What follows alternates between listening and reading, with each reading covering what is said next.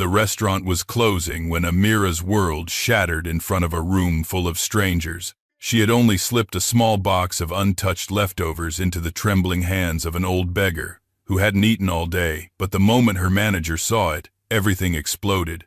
Plates clattered, customers fell silent, and Marcus's voice sliced through the air as he humiliated her for breaking protocol, calling her worthless, irresponsible, and a disgrace. The beggar watched helplessly, rainwater dripping from his thin clothes, while Amira stood frozen, fighting back tears. Then, with a final shout, Marcus fired her on the spot and ordered security to drag them both outside. Under the pounding rain, the old man whispered, "Kindness never destroys you, child. It reveals others." Amira had no idea those words would flip her entire destiny within the next hour. Before we continue, share your location and local time in the comments. I'd love to know where you're watching from.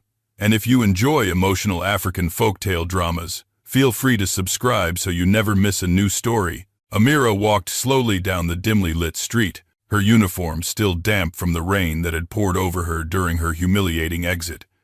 Each step felt heavier than the last, as though the world itself was pushing her deeper into the ground.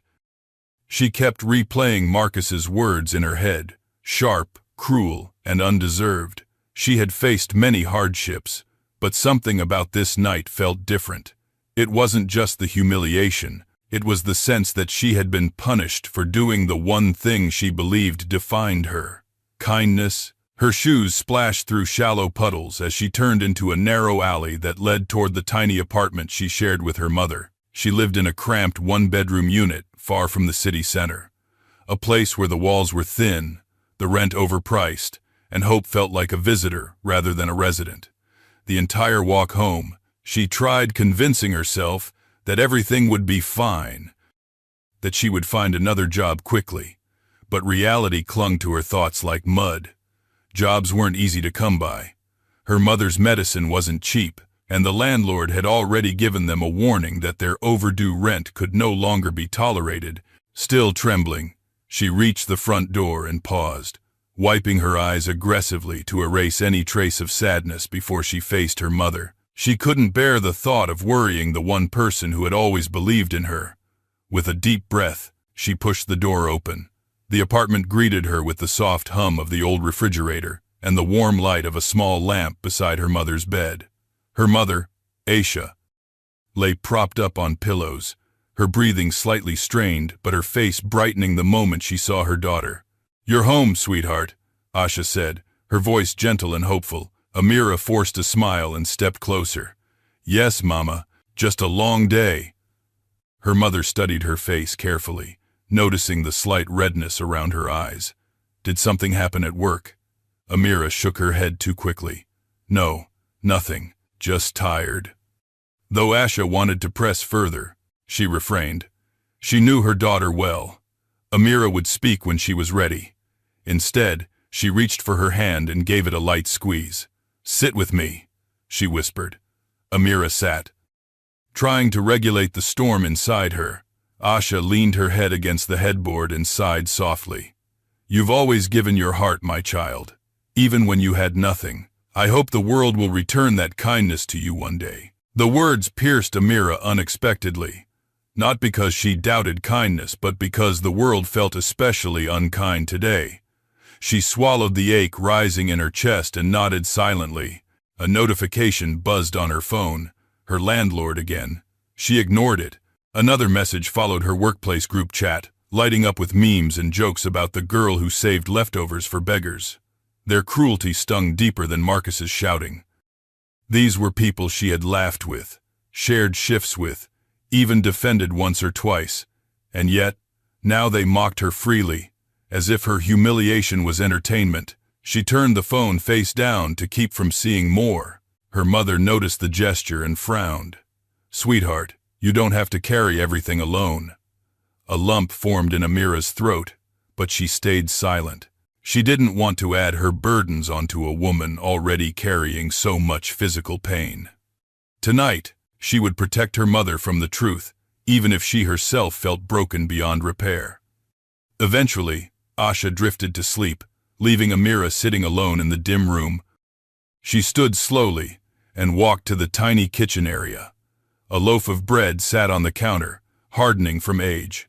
She sliced a piece for herself, but after one bite she lost her appetite completely. Her stomach twisted, reminding her that she had given her own lunch away earlier to that same beggar before the evening had turned disastrous. She hadn't known he would still be around when she packed the box of leftovers, nor did she expect anyone to notice. She simply couldn't watch someone hungry and do nothing. Was that truly a crime? She leaned on the counter and let out a slow, shaking breath. The old man's words replayed in her mind. Kindness never destroys you. It reveals others. Reveals others. Maybe that was true. Maybe Marcus had revealed exactly who he was. Maybe her co-workers, with their mocking messages, were revealing themselves too. But what about her? What did this moment reveal about her? She wasn't sure she wanted to know. A knock suddenly echoed through the apartment. Unexpected at this hour, Amira froze, quickly wiping her face again before opening the door. On the other side stood Mrs. Banda, their elderly neighbor who often checked in on them. She carried a small bowl of stew and a worried expression. "I heard you come in earlier," she said softly. "You sounded upset. I brought you something warm." Amira felt her chest loosen just a little. "Thank you so much, ma'am." The older woman touched her shoulder gently. "Remember, child, even the smallest act of kindness returns home eventually." The same lesson again, twice in the same night. After Mrs. Banda left, Amira placed the stew on the counter and stared at it.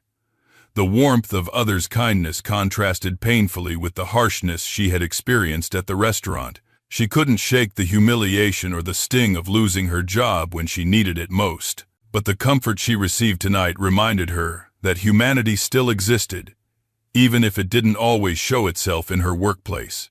She walked back to her mother's bedside and sat again, brushing a few strands of hair away from Aisha's forehead. "Mama," she whispered as if confessing to the silence, "I don't know how much more I can take." For the first time that night, tears fell freely, quietly, without resistance. Outside, the city lights flickered like distant stars. Somewhere out there, the old man she had helped was walking beneath those same lights. She wondered whether he had found shelter, whether he had eaten the meal she gave him, whether he had made it safely through the storm. She didn't know that this man, this frail figure society dismissed, was nowhere near a gutter or a shelter.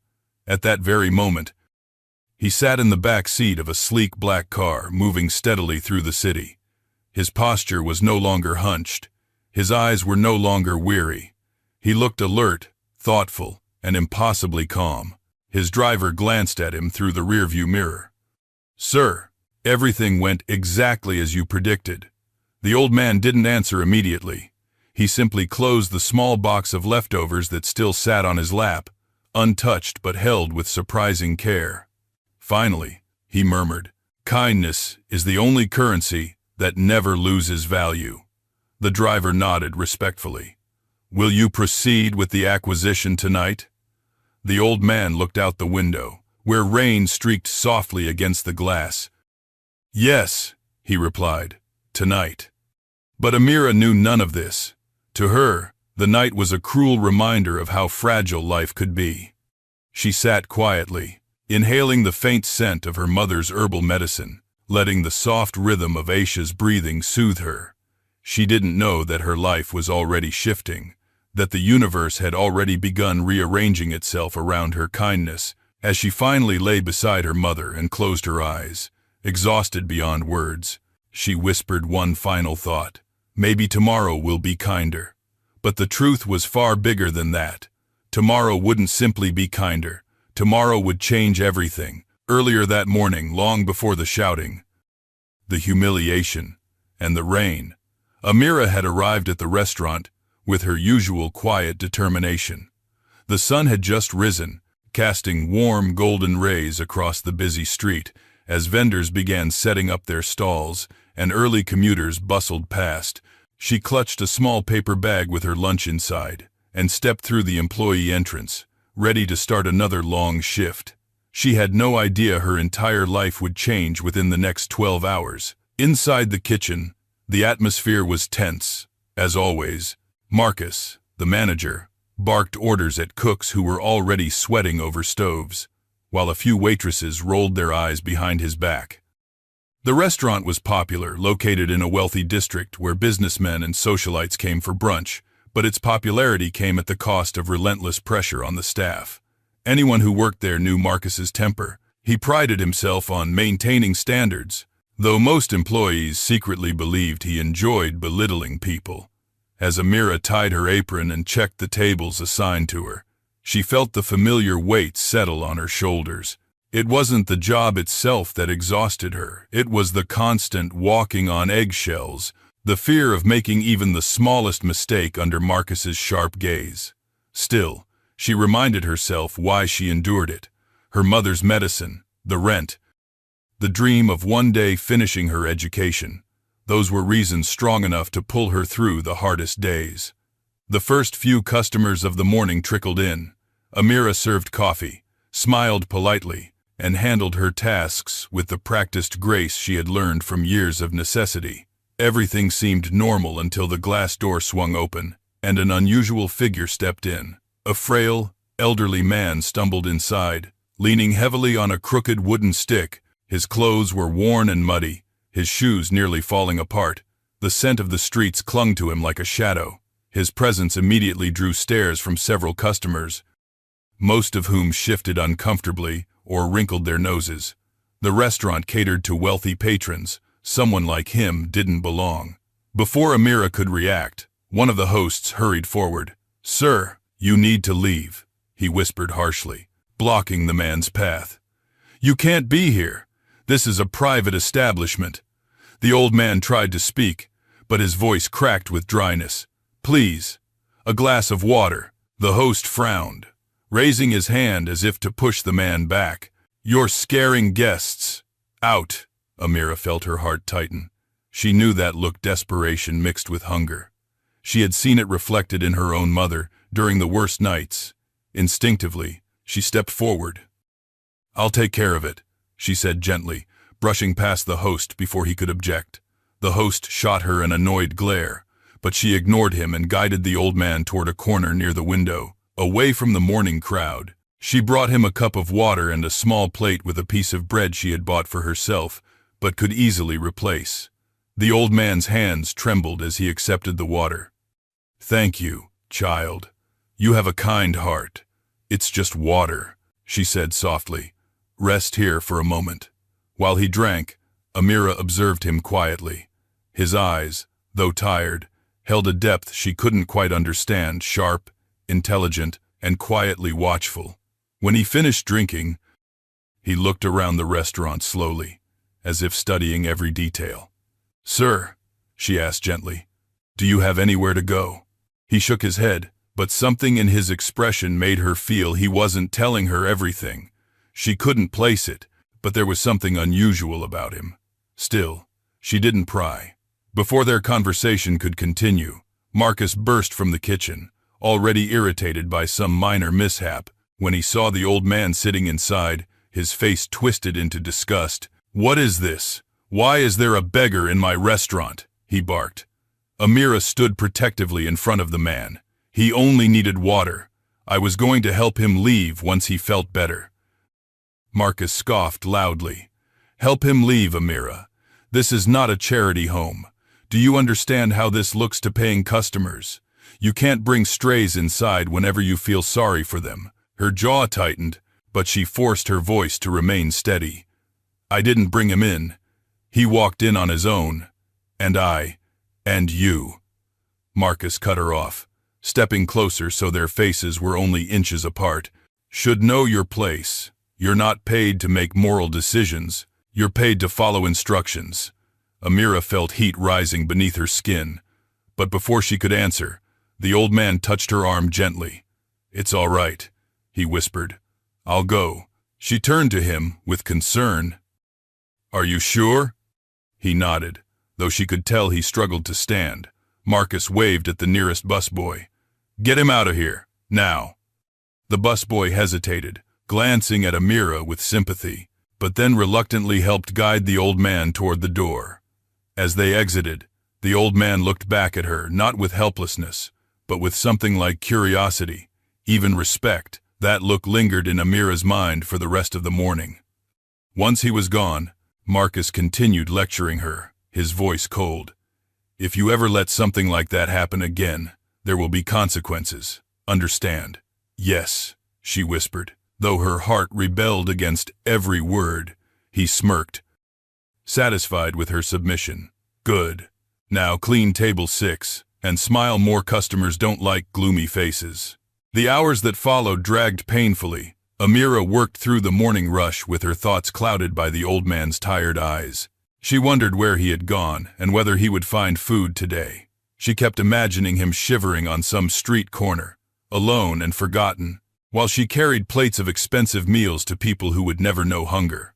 Around noon, the kitchen prepared a large catering order, leaving behind a tray of untouched side dishes. As Amira passed by, she noticed the trash bin already filling with perfectly good food waste, so common it barely shocked her anymore. But she thought of the old man. She wondered if he was still nearby. She didn't take any food then. She waited until her break, then stepped outside with the small lunch she had brought from home. She sat on a bench behind the restaurant. But before she could eat, she saw movement in the alley. The old man was there, sitting on the ground, leaning weakly against the brick wall. She set her lunch aside and approached him. "Sir, are you all right?" He nodded faintly, but she could see exhaustion pulling at every part of him. Without hesitation, she handed him her food. "Here. You need this more than I do." His eyes filled with emotion. "Child, you don't even know me. Kindness isn't about knowing someone," she replied softly.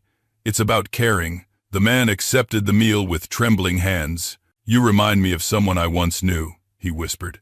"Someone whose kindness changed my life." Amira didn't fully understand what he meant, but she gently smiled back. "Eat. Okay, I have to get back soon."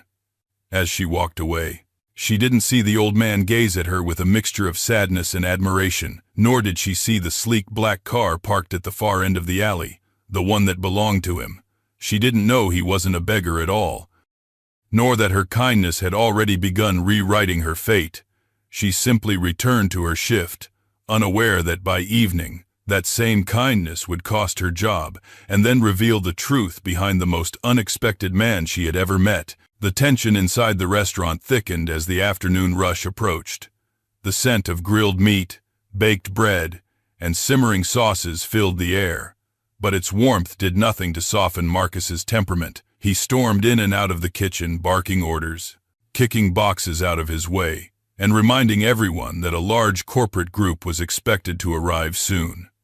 For Marcus, this wasn't just another busy day. This was his chance to impress the restaurant's owners. Rumor had it that they were considering him for a regional supervisor position, and Marcus would do anything to appear flawless in front of them. To him, flawless meant perfection on the surface, even if cruelty lay underneath. Amira moved quietly through the tables, refilling glasses and clearing empty dishes with practiced grace. She avoided Marcus as much as possible, knowing all too well that his mood today was volatile. Her thoughts wandered repeatedly to the old man in the alley, his frail hands, his quiet gratitude, his mysterious eyes. She hoped he had eaten and found a safe place to rest. But beyond that, she felt an unshakable heaviness in her chest, as though something was creeping toward her that she couldn't see. As the corporate group settled into a large, reserved corner, Marcus scrambled to ensure everything was perfect. The silverware was polished. The wine glasses had no smudges. The napkins were folded precisely the way he demanded. Everything on the surface looked immaculate, but just beneath the surface, the staff moved with a mixture of fear and resentment. Marcus ruled with intimidation, and though he thought it produced discipline, it only created bitterness. "Amira," he barked as she walked past. "Table 12's water glasses are uneven. Fix that." She glanced at the table. The difference was barely noticeable. Still, she hurried to correct it. Marcus watched her with satisfaction, as though scolding her validated his superiority. A few minutes later, as the guests were finishing their appetizers, a busboy approached Marcus nervously. "Sir, The kitchen says we have too many leftovers from the catering order earlier. Should we throw it out? Marcus snapped, without looking up from his tablet. But sir, it's still good food. Marcus finally looked at him with narrowed eyes. And, are you planning to serve it to the corporate guests? Or perhaps host a charity banquet in the back alley? The boy swallowed hard. No, sir. This. Then throw it out. Amira overheard the exchange. Her stomach twisted. She thought of the old man again, hungry, weak, struggling to stand. She also remembered how wasteful the restaurant could be. Perfectly good food thrown away daily, while people outside went hungry. A voice inside her whispered that ignoring this would make her complicit, that she couldn't let kindness be crushed by Marcus's arrogance. When Marcus left the dining area to greet the corporate guests personally, Amira slipped into the kitchen. The tray of leftovers sat on a counter, rice, vegetables, small pieces of chicken, all untouched. She quickly glanced around. No one was watching her. Even the cooks were too busy preparing the next courses. She reached for a clean takeout container and began filling it carefully. She didn't take much, just enough to ensure the old man would have something warm to eat later. Her heart pounded as she closed the lid. She knew Marcus would explode if he found out, but she also knew she couldn't stay silent while someone starved. Taking a deep breath, she tucked the container into her bag and returned to the restaurant floor. The old man wasn't outside anymore. She could check only when she got off work, but she wanted to be prepared. Kindness, she believed, was never wasted. But Marcus saw everything. He stood hidden behind the doorway near the storage room, watching her with icy fury. His lips curled into a slow, calculating smirk. He had been waiting for her to mess up again after the incident that morning, and now, finally, he had caught her red-handed. This would be the perfect opportunity to make an example out of her in front of everyone. The corporate group, the staff, even customers. If he could prove how strict he was about rules, it would only improve his chances at promotion. Marcus stepped onto the dining floor, his shoes clicking sharply against the tiles. His gaze locked on Amira like a predator stalking its prey. She felt him before she saw him, an oppressive weight that made her skin crawl. She turned slowly, heart sinking as she met his eyes. "Amira," he said, loud enough for nearby customers to hear. "Come here." She approached cautiously. "Yes, sir. What did you put inside your bag?" he demanded. Her breath caught in her throat.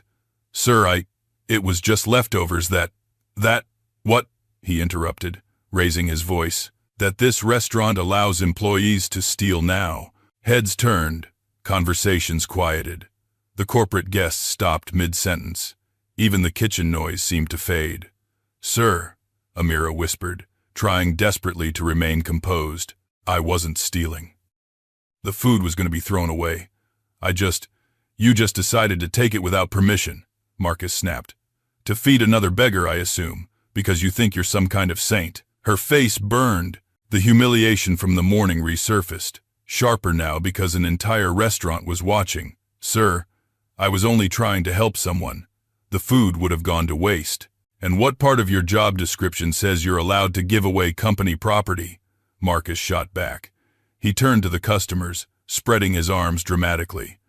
"This, ladies and gentlemen, is what happens when employees decide to make their own rules." A few customers looked uncomfortable. Others whispered among themselves. The corporate guests exchanged awkward glances. Marcus wasn't done. He grabbed Amira's bag and pulled out the container, holding it up like evidence in a courtroom. "Food theft," he declared loudly. "Disgraceful behavior. Completely unacceptable." Her voice broke. "Please, sir, don't do this." "Oh, I'm doing it," Marcus said with relish. "You are fired, effective immediately." Gasps rippled through the room. A waitress dropped a fork. Someone muttered, "That's too harsh." But Marcus ignored them. "Security," he shouted. 2 guards approached. "Escort her out." Amira's knees trembled. Tears blurred her vision. She tried to speak, but her voice was lost beneath the pounding in her chest. As the guards gently guided her toward the exit, Marcus called after her. "Let this be a lesson to all of you. Rules exist for a reason. A few customers shook their heads in disapproval. One woman whispered angrily. It was just leftovers. Outside, the sky had turned gray. The air was heavy with the promise of rain, and standing just a few steps away was the old man watching everything with eyes that no longer looked weak or tired, but sharp and sorrowful. Amira met his gaze, her heart breaking. I'm so sorry, she whispered, but the old man shook his head slowly. Do not apologize for kindness, he said quietly. The world may punish you for it before it rewards you, but kindness always returns. Raindrops began to fall. Amira was too defeated to answer, but somewhere deep within the old man's eyes, a storm was already forming, one that would change the fate of everyone inside that restaurant. The rain sharpened as Amira stepped farther from the restaurant, her clothes soaking through as if the sky itself sought to drown her in her heartbreak. The security guards had let her go a few meters away, clearly embarrassed by Marcus's theatrics, but too afraid of their superior to intervene. Now, she stood trembling under the open storm, the cold cutting through her skin like 1,000 needles. Yet even that pain paled compared to the humiliation carving into her soul. The old man shuffled closer, his stick tapping softly against the wet pavement. Though physically frail, he carried a quiet steadiness in his demeanor, as if he alone remained untouched by the chaos that had unfolded. Amira lowered her gaze, unable to meet his eyes. I caused this, she whispered, her voice barely audible beneath the rain. If I hadn't given you the food, if I hadn't stepped in earlier today, none of this would have happened. The old man shook his head firmly, rain streaming down his face. No, child, what happened tonight revealed them, not you. She swallowed hard. But I've lost everything. My job, my dignity. People recorded the scene. They'll laugh at me. And my mother. How will I tell her? He placed a weathered hand lightly on her arm. Sometimes, losing everything you think matters clears the way for what truly does. His words were calm, but they cut deeper than any comfort she'd received before. She wanted to believe him. She wanted to trust that this wasn't the end, but rather the beginning of something she couldn't yet see. Still, the wounds were too fresh, too raw. The rain grew heavier, splashing onto the pavement with relentless force. A flash of lightning illuminated them briefly, painting the old man's face in stark contrast. The wrinkles, the worn expression, the steady eyes that somehow felt ancient and wise. Amira tightened her arms around herself, shivering. Come, the old man said gently. You shouldn't stay out here. She blinked, confused. Where would I go? I can't go back inside. Marcus would throw me out again, and I can't go home like this. My mother will ask questions.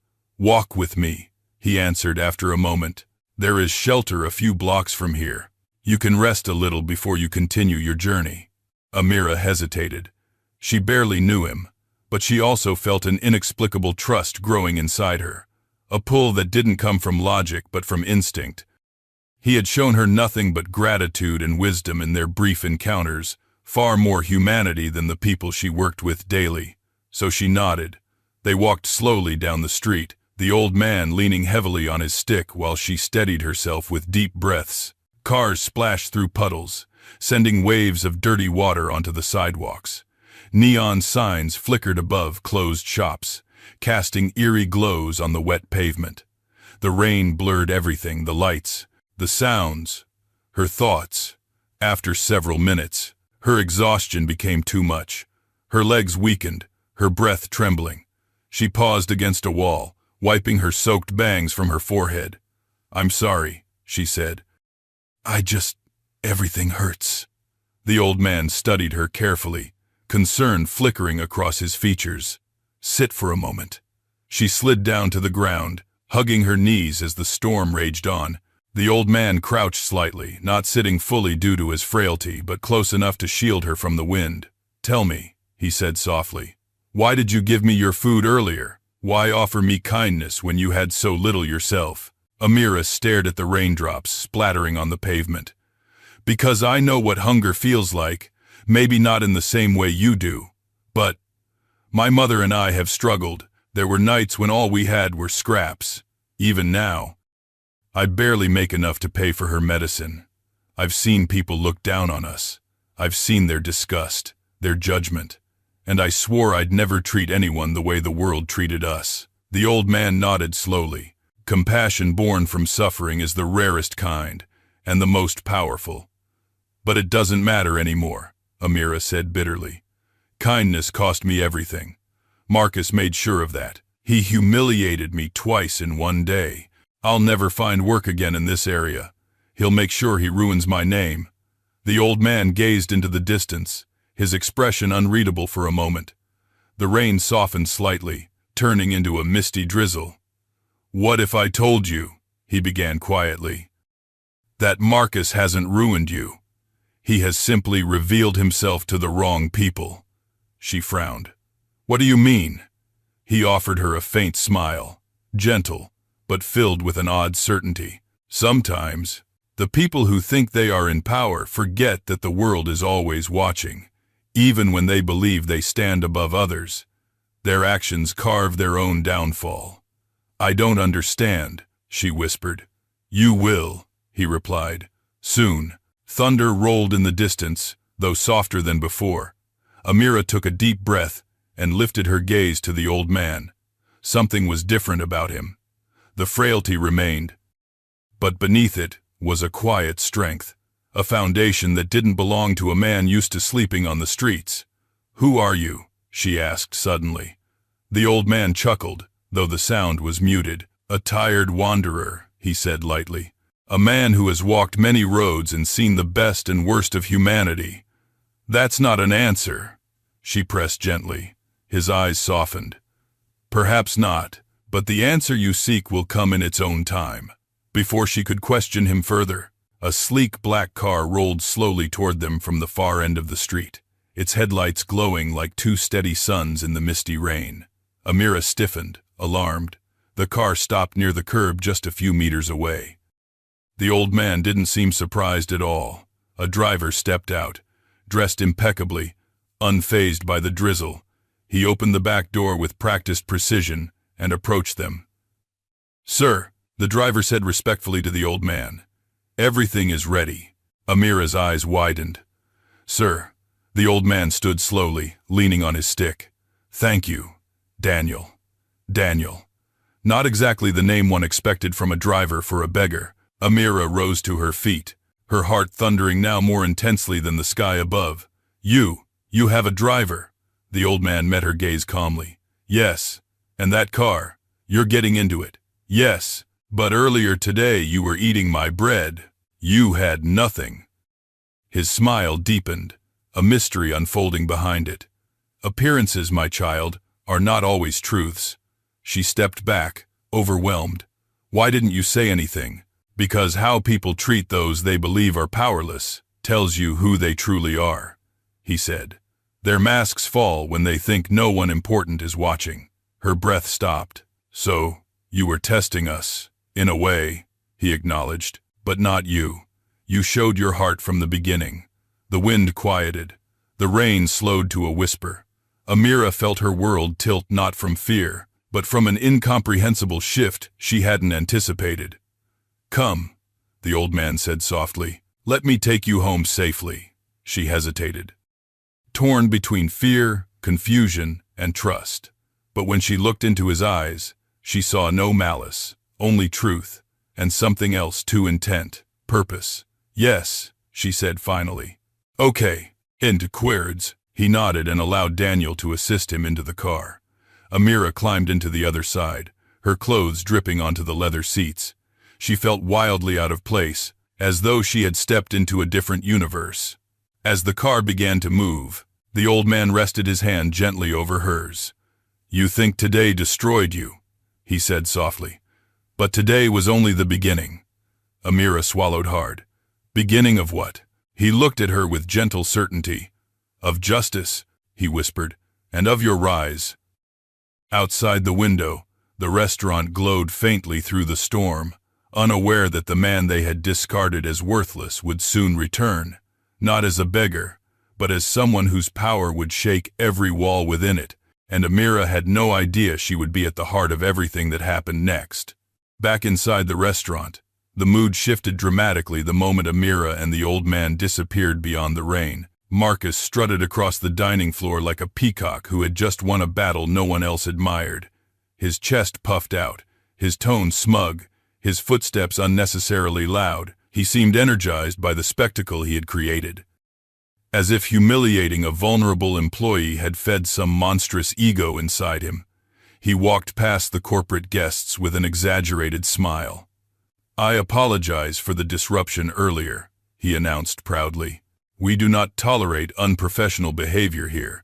I assure you, my staff maintains the highest standards." But the guests did not react the way he expected. Several exchanged uneasy glances. One of them, a woman with sharp eyes and a clear sense of authority, lifted her hand slightly. "What exactly was unprofessional?" she asked coolly.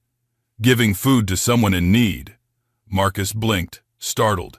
"Ma'am, it was stealing. Company property was taken without permission." "That is a serious offense." The woman raised an eyebrow. "You mean leftovers that were about to be thrown away?" Marcus stiffened. "Waste management must follow policy." A man in a suit leaned forward, adjusting his glasses. "Policy or not, humiliating an employee publicly is terrible leadership. If this is how you manage people, I'm surprised anyone still works here." Marcus opened his mouth, but no words came out. His face shifted from pale to red, and for the first time that evening, he sensed that he might not have been as triumphant as he believed. He cleared his throat and forced a thin smile. "Thank you for your feedback. I'll take it under advisement." But their stares said otherwise. They had already formed their judgment. Nearby, a few customers whispered among themselves, "That poor girl, she was only trying to help. I don't like how he handled that. Does he think shouting makes him powerful?" Marcus heard bits of their murmurs, each one piercing through the fragile arrogance he had wrapped himself in. His jaw tightened, and he stormed into the kitchen. "Everyone, listen up," he barked, slamming his palm on the counter. "From now on, no one touches food waste without my permission, and if anyone even thinks of questioning my authority again, they can join Amira on the street." The cooks exchanged wary glances. They had always tolerated Marcus's outbursts, but tonight, something in his attitude felt more unstable, more desperate. The busboy who had witnessed the earlier incident swallowed hard. One of the waitresses whispered to another, "He thinks firing Amira made him look good, but everyone saw how ugly it was." "Yeah," the other worker replied. "I don't think the owners would like what happened." A cook with graying hair looked at Marcus from across the counter. "Sir, maybe you should have handled it quietly. The corporate people didn't look happy." Marcus spun toward him. "Are you questioning me?" The cook lowered his gaze. "No, sir. Just pointing out what we all saw." "Well, keep your eyes on your pans and your opinions to yourself," Marcus snapped as he grabbed a tray and shoved it into the pass-through window. But inside, his thoughts raced chaotically. Did I overdo it? Did the corporate guests really take her side? Will they report this? His earlier confidence faded as the reality of consequences settled in. He had dealt with complaints before, but the woman who questioned him earlier had carried a presence, one that hinted she wasn't just any customer. Marcus shook the thought off. "No," he muttered to himself. "They'll forget about it. People always forget." But even as he said it, he knew the moment had already taken root in their minds. Meanwhile, at the far end of the dining area, the newest employee, a young man named Loazi, watched everything with growing discomfort. It was only his third day on the job, yet he had already witnessed enough cruelty from Marcus to last a lifetime. He had seen how Marcus treated Amira, how he belittled her earlier that morning for helping the old man. Loazi had admired her bravery then, and what Marcus did hours later only confirmed his worst fears. This place wasn't just a stressful workplace, it was toxic. As he wiped down a table, one of the corporate guests approached him quietly. "Excuse me," she said, "that young woman who was fired earlier, was she a good worker?" Loazi nodded earnestly. "The best, kind, respectful, hard-working. Everyone knows that." The guest gave a small, grim smile. "Thank you. That's all I needed." She returned to her group, whispering something to the others. Marcus noticed their quick glances toward him and felt cold sweat gathering at his collar. "Why are they still talking about her?" he hissed under his breath. "This should be over." But it wasn't. His cruelty had sparked something, a ripple of criticism, empathy, and disapproval that was spreading through the restaurant like wildfire. Back in the kitchen, the old dishwasher, a quiet, observant man named Jabu, sighed heavily. He had worked there for years, long enough to see managers come and go, long enough to understand that the real measure of a leader was how they treated the least powerful. He shook his head. "Marcus has forgotten humanity," he murmured. Another cook snorted, more like he never had it. For the rest of the shift, the tension was palpable. Workers moved with robotic efficiency. Conversations dulled. Laughter erased completely. Even the restaurant's usual energy, the clinking glasses, the warm chatter, felt thinner. Every person in that room, staff and customers alike, knew they had witnessed something wrong, but none of them understood just how wrong things were about to become. Outside, the rain had thinned to a soft drizzle. The old man's departure had gone unnoticed by most, yet his absence left an odd stillness in the air. A few employees peeked out the windows, noticing he was nowhere to be seen. "Good," Marcus muttered. "One less problem." But problems had a peculiar way of circling back to the people who created them.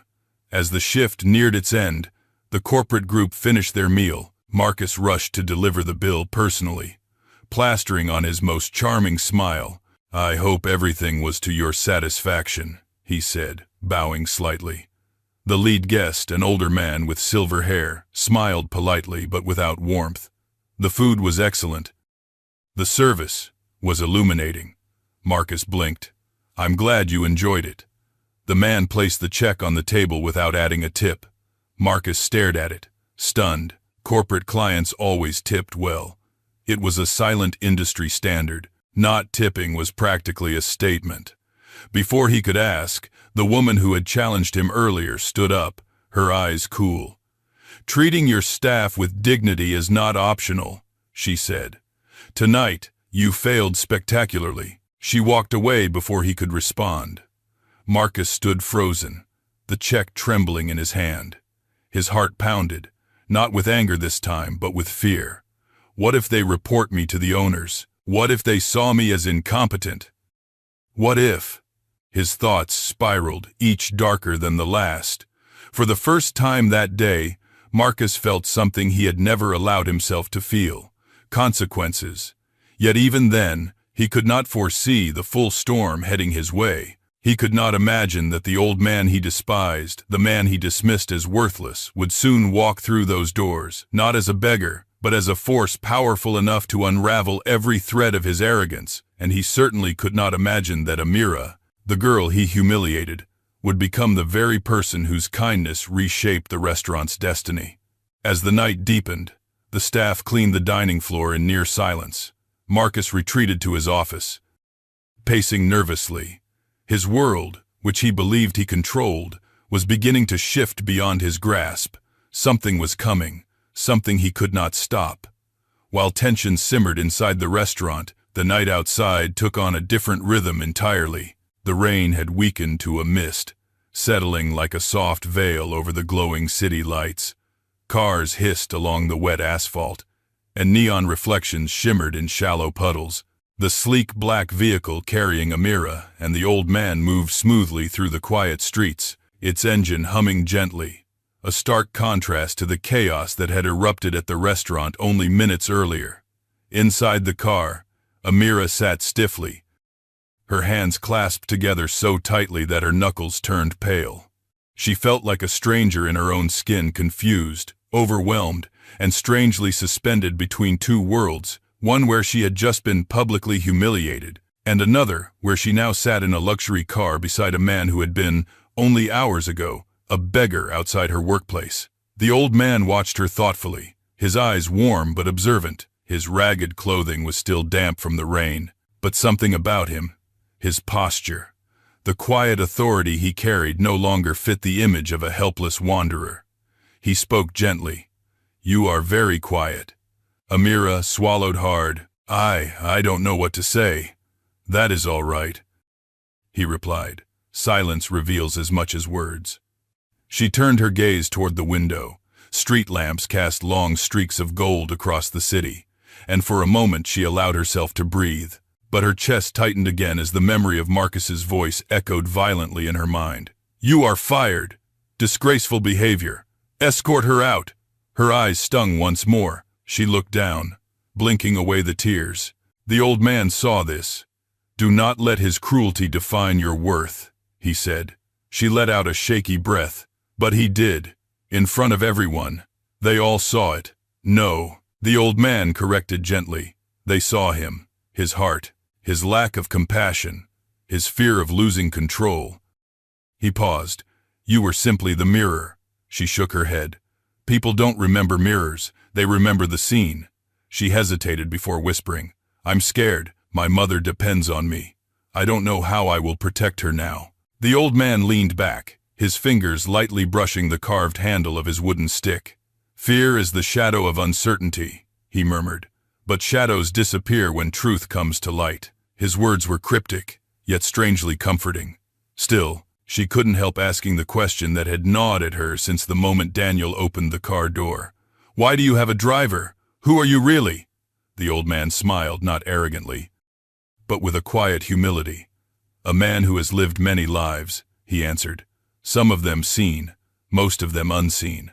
That wasn't enough for Amira, not yet, but she sensed that pushing further would only lead to frustration, so she tried a different approach.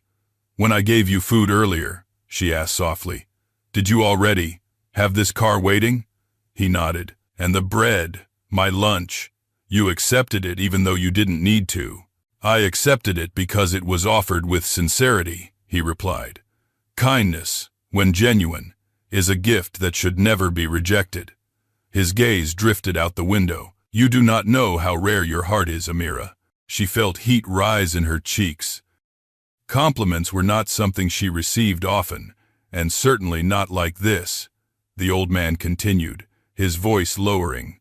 Today, you reminded me of someone I lost a long time ago, someone who believed that compassion was more valuable than profit, someone who taught me the importance of giving even when the world says to take. His eyes clouded with memory, something deep and painful flickering beneath the surface. But the world changed, he said quietly, and so did I. She wanted to ask what he meant, but before she could, the car slowed to a stop.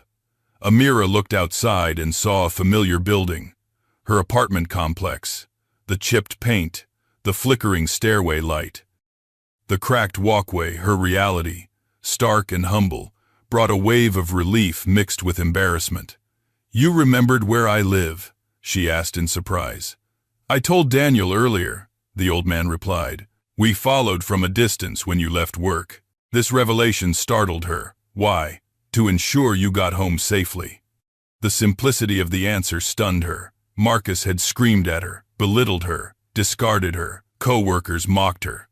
Strangers recorded her humiliation. Yet this man who appeared to have nothing, had cared enough to protect her from afar. She breathed slowly. Thank you, she whispered. Daniel stepped out and opened her door with gentle formality. The old man remained seated, his hands resting on his cane. Before you go, he said softly, I want to tell you something, a truth that will soon make sense. She paused, waiting. In this life, he said, power is not revealed by appearance, and those who seem powerless are often the ones holding the greatest influence. Amira frowned in confusion. He continued, your kindness did not go unnoticed today, and it will not go unrewarded. Her pulse quickened. What does that mean? Tomorrow, he replied. Return to the restaurant. Fear flooded her. I can't. Marcus will throw me out again. He hates me. The old man's eyes sharpened, not with anger, but with certainty. Tomorrow Marcus will not be the one in power. Her breath stopped. Why? He smiled slowly, the expression soft yet unshakable. Because everything changes tonight. And those words echoed in her mind long after she stepped out of the car. She stood beneath the weak glow of the apartment's outdoor lamp, watching as the luxurious vehicle pulled away and vanished into the rain-soaked distance. She entered her building quietly, her thoughts swirling like a storm inside her. Each step up the narrow stairwell seemed heavier than the last. When she reached her apartment door, she paused, pressing her hand against the peeling wood. She inhaled deeply, then pushed it open. Inside, her mother was awake, coughing lightly. Amira quickly wiped her face, forcing composure. "You're late," her mother said weakly. "Did you have extra shifts?" Amira hesitated. "Something like that," she whispered. She didn't have the strength to tell her the truth, not yet. She would protect her mother from that pain until she could find another path. She helped her mother sit comfortably, warmed her some tea, and tucked her back into bed. Only then did she allow herself to sit in the darkness of the small living room, her thoughts replaying every moment of the day. Marcus's cruelty, her co-workers' laughter, the old man's calm wisdom, the mysterious car. His promise that everything changes tonight. Nothing made sense, yet she felt a strange pull, an intuition whispering that tomorrow would bring answers. Eventually, exhaustion claimed her.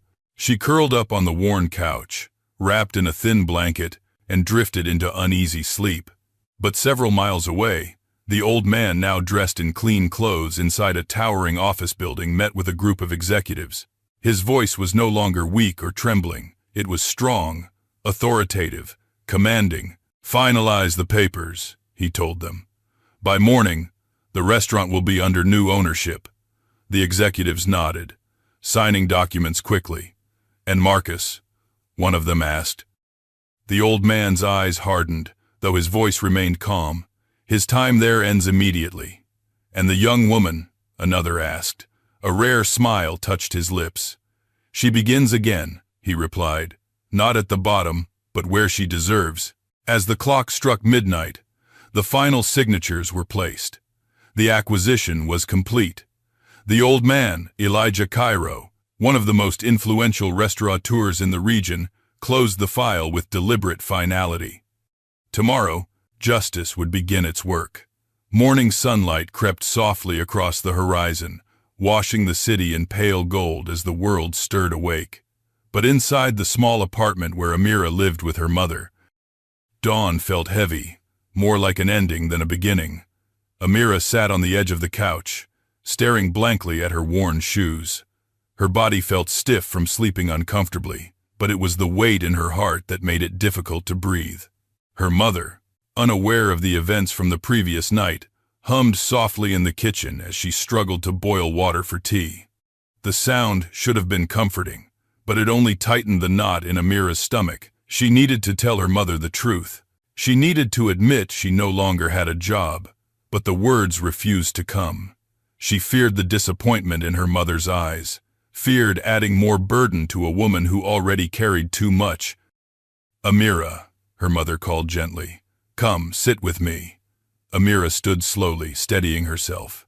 She joined her mother at the table, where two chipped mugs waited, one filled with weak tea, the other with warm water. Her mother looked at her with soft concern. Even sick, her gaze remained sharp. "You came home late last night," Asha said quietly. "I know when something is wrong." Amira's throat tightened. She lowered her eyes. It was a difficult day. Asha reached for her daughter's hand, her touch warm and familiar.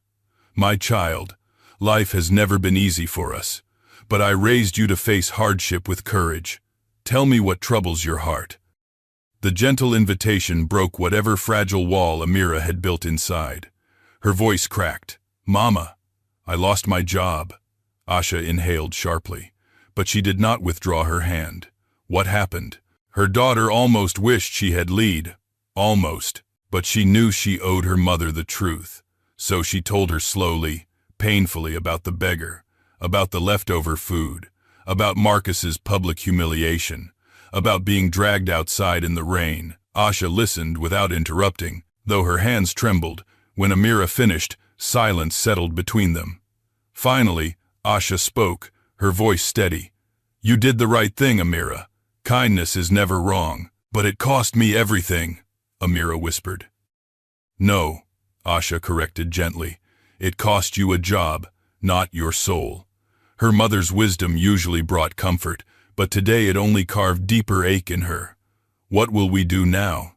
The rent is due in 2 weeks. And your medicine?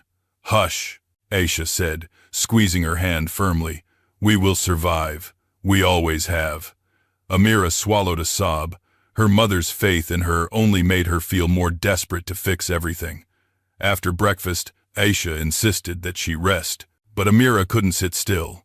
She paced the small living room, replaying the old man's words from the night before.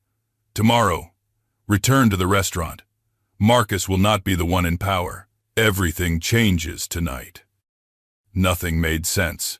She had no logical reason to believe his prediction. Yet the certainty in his voice lingered in her mind like an echo she couldn't ignore. Should she go, or would she humiliate herself again? She looked out the window. People bustled along the street below, beginning their day with purpose. A part of her longed to find work immediately, to feel useful, to feel stable, but another part whispered that walking away now meant surrendering without understanding the truth. Her mother noticed her restlessness. If your heart is pushing you somewhere, follow it, Asha murmured. Perhaps you are meant to face what comes next. Amira breathed deeply. Maybe I will go. Just to see, Asha nodded, pride softening her expression. Whatever happens, remember your kindness brought you no shame. With that blessing behind her, Amira gathered her courage. She washed her face, changed into clean clothes, tied her hair neatly, and stepped outside. The weather was bright. The rain from the previous night had left the streets glistening. Still, her steps were slow, hesitant. The closer she walked toward the restaurant district, the more anxious she became. Her palms grew clammy. Her breath came fast. What if Marcus saw her and forced her away in front of everyone again? What if the old man's words had been nothing more than gentle illusions meant to comfort her? When she reached the busy street corner where the restaurant stood, she froze. A crowd had formed outside. Her heart lurched. Curiosity overcame her fear. She approached cautiously. Weaving through the small group of onlookers, whispers filled the air. Did you hear? Something happened overnight. I saw them bring in new office equipment this morning. I think the owners changed. No way. That restaurant's been under the same management for years. But I saw a limousine earlier. Amira inhaled sharply. A limousine. Her pulse quickened. Pushing through the last row of people, she saw the restaurant entrance and gasped. The front doors were propped open. Workers she didn't recognize, well-dressed. Professional moved equipment inside. A new sign sat propped against the wall, still covered with a protective sheet. More stunning than all of that, however, was the sight of Marcus. He stood at the doorway, not his usual arrogant self, but pale and sweating. His hair was disheveled, his shirt wrinkled. He looked like a man watching his kingdom crumble. He kept approaching the well-dressed workers, trying to speak to them. But they ignored him entirely. Something was very wrong. Amira's heart hammered. What? What is happening? Before she could gather her thoughts, Daniel, the driver from last night, stepped out of the restaurant. Speaking politely to one of the new managers, Amira's breath caught. Then Daniel saw her.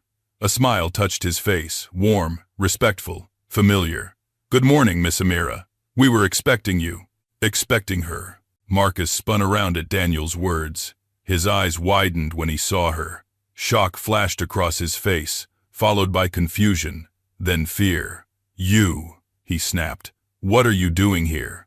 I told you never to return. Daniel stepped between them, his presence firm yet calm. Mr. Marcus, he said, you no longer have authority to decide who may enter. Marcus stiffened. Excuse me. Your employment ended this morning. A hush fell over the surrounding crowd. Even the workers paused, Marcus's face drained of color. What? That's impossible. I didn't resign. I didn't. You were terminated, Daniel said evenly. Effective immediately. Marcus gaped at him. On whose order? Who has that authority? Daniel stepped aside, and there he was, the old man. But this was not the frail wanderer from yesterday. He now stood tall and dignified in a tailored charcoal suit. His beard was neatly trimmed, his posture straight, his eyes sharp with command. The wooden stick remained, but now it rested lightly at his side, like a symbolic accessory rather than a necessity. Gasps rippled through the crowd. Amira felt her breath stop. Marcus looked like he had been struck. "You what, how?" The old man gave him a calm, assessing look. "Good morning, Marcus." Marcus stuttered. I don't understand. What is this?" "This," the old man said, his voice steady, "is a change in leadership." Marcus blinked rapidly. "You can't. You're a beggar. I am Elijah Cairo," the old man interrupted, "owner of Cairo Hospitality Group, as of midnight. This restaurant is under my management." Silence swallowed the street. Everyone stared, employees, onlookers, customers at the man Marcus had ridiculed, belittled, and thrown into the rain. Elijah continued. "And last night, I witnessed behavior in this establishment that deeply disappointed me." Marcus's jaw trembled. "Please, Mr. Cairo, I didn't know if I had known."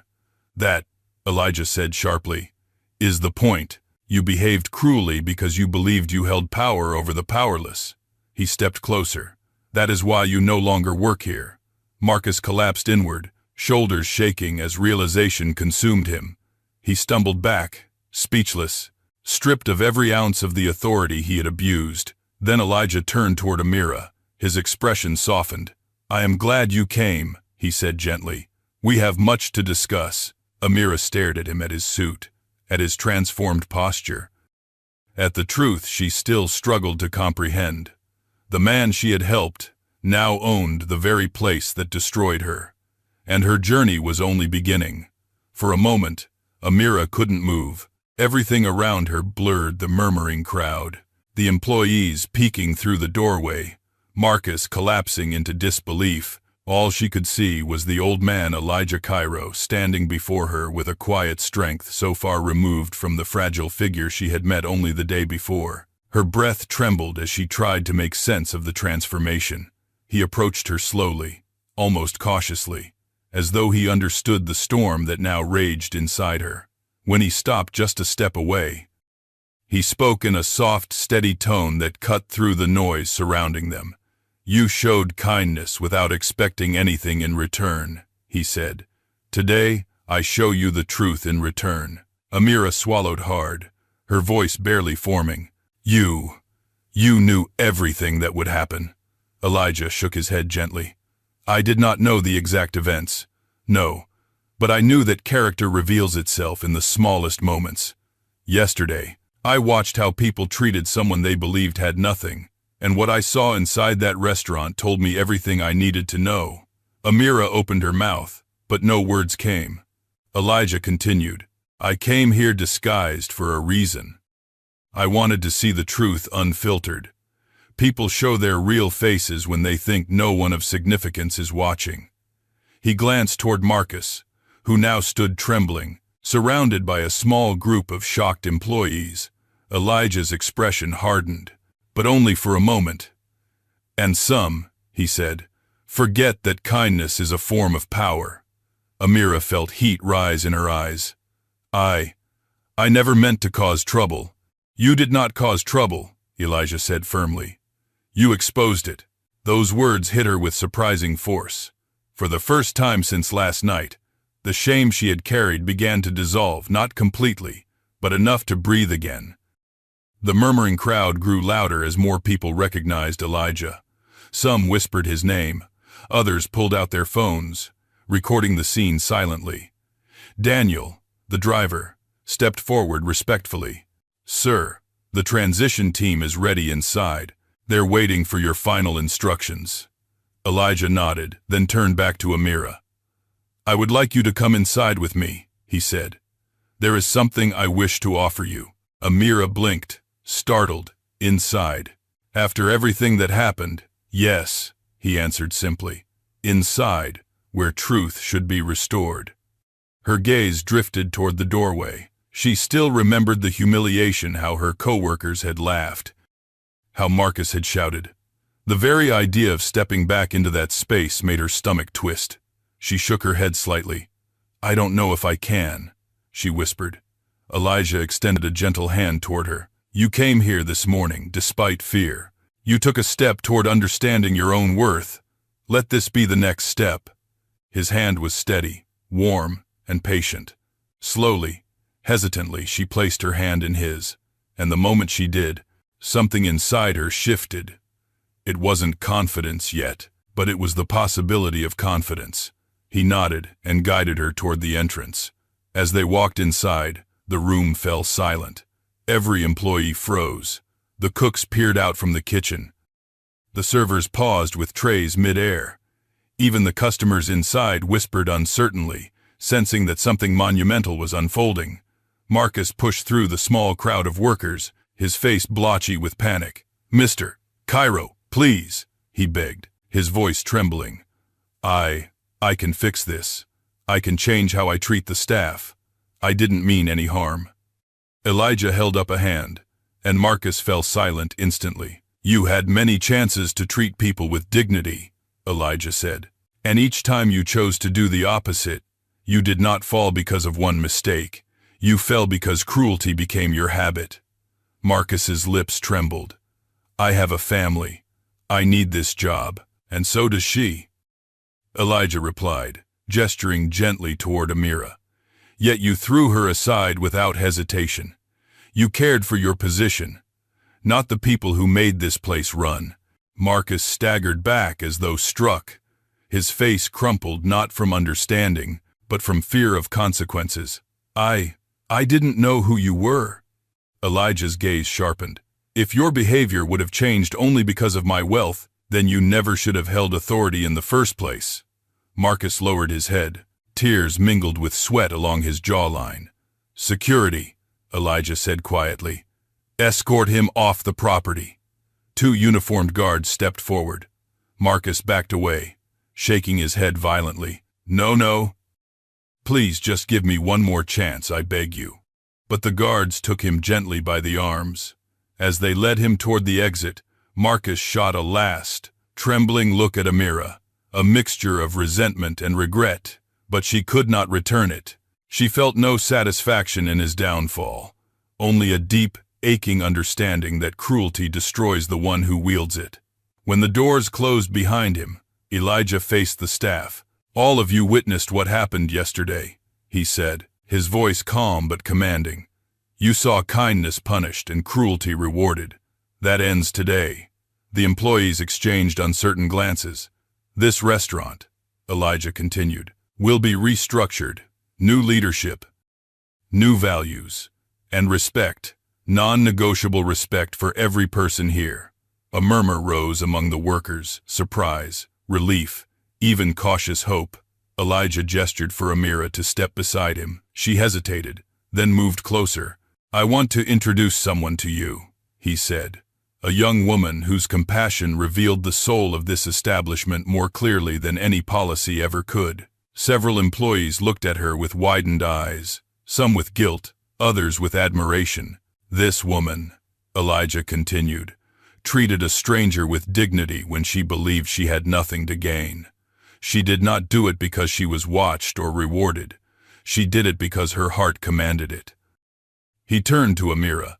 "And that is the kind of leadership this place needs." A soft gasp rippled through the room. Amira's eyes widened. "Leadership, sir. I think you misunderstand. I've never led anything." Elijah smiled. "Leadership is not about authority. It is about character. And you have already shown more character than those who were paid to oversee this place." Her heart pounded violently. She shook her head. I'm just a waitress. I can't." "You are not just anything," Elijah said gently. "You are everything this restaurant has lacked." He looked at Daniel, who handed him a folder. Elijah opened it and held up a letter. "This is an official offer," he said. "I would like you to return to the restaurant, not as a server, but as assistant manager, with full salary, benefits, and training." The room erupted in whispers. Some employees nodded, eagerly happy for her. Others looked stunned. Amira's breath caught. Her mind spun. Assistant manager. Sir, I don't know how to do that job. I don't have training. And yet, Elijah replied calmly, you already know how to treat people. The rest can be taught. Her vision blurred with tears. What if I fail? She whispered. Elijah placed a gentle hand on her shoulder. You will not walk this journey alone. She pressed her lips together, trembling. Then she nodded. Not because she believed she was ready, but because she believed she could grow into the person he saw in her. The staff applauded softly. Some even smiled warmly at her.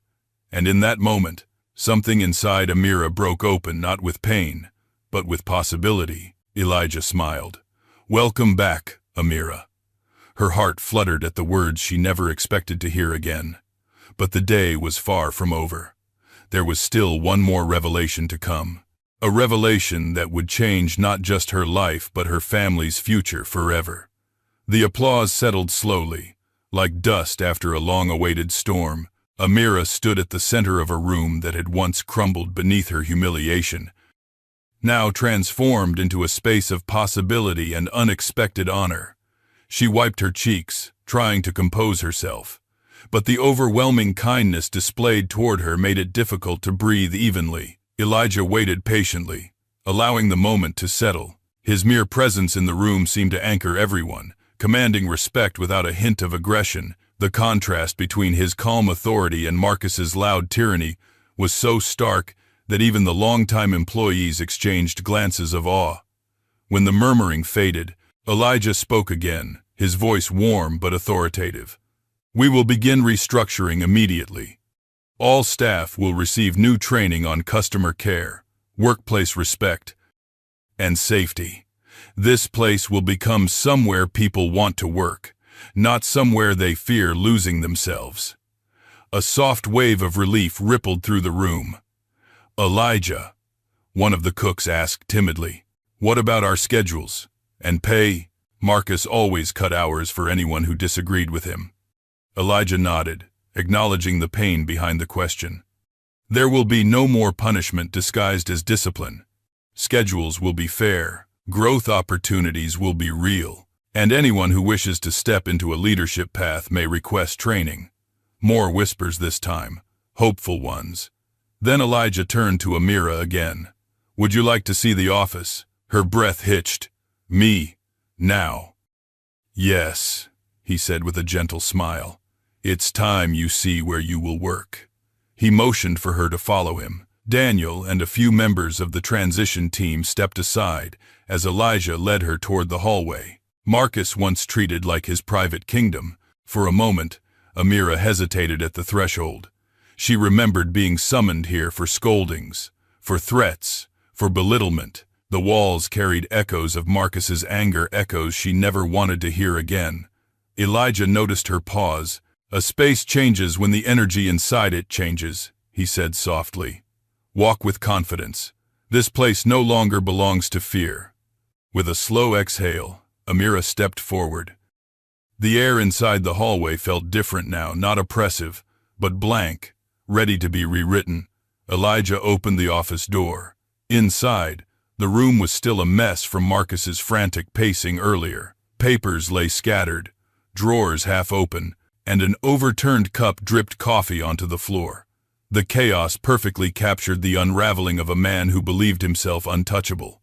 First order of business, Elijah said as he surveyed the room. We clean this space. It should reflect the new leadership, not the old residue.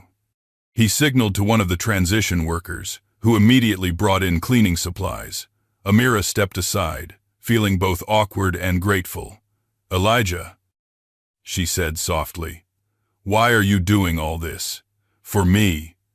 He turned toward her with a look that held depth far beyond gratitude for a simple act of kindness. Because I once knew someone who had a heart like yours, someone who saw worth in people even when the world dismissed them. His voice softened as if he were speaking to a memory. She changed my life when I was young, and when she passed, I vowed that her spirit of compassion would never fade. Yesterday, when you chose kindness without hesitation, you reminded me of her. Amira felt emotion rising again. I don't know what to say. You do not need to say anything, Elijah said.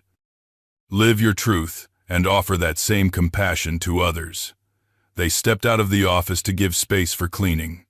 As they did, several employees stood waiting in the hallway. The dishwasher Jabu, the two new servers, the young busboy Lawazi, and Aisha, the cashier who had always been polite but distant. Amira stiffened slightly at their presence, unsure of what to expect. Jabu stepped forward first, removing his cap respectfully. Miss Amira, I want to apologize. Yesterday, I said nothing when Marcus spoke to you the way he did. I should have defended you. I was afraid. And Aisha added, her voice trembling.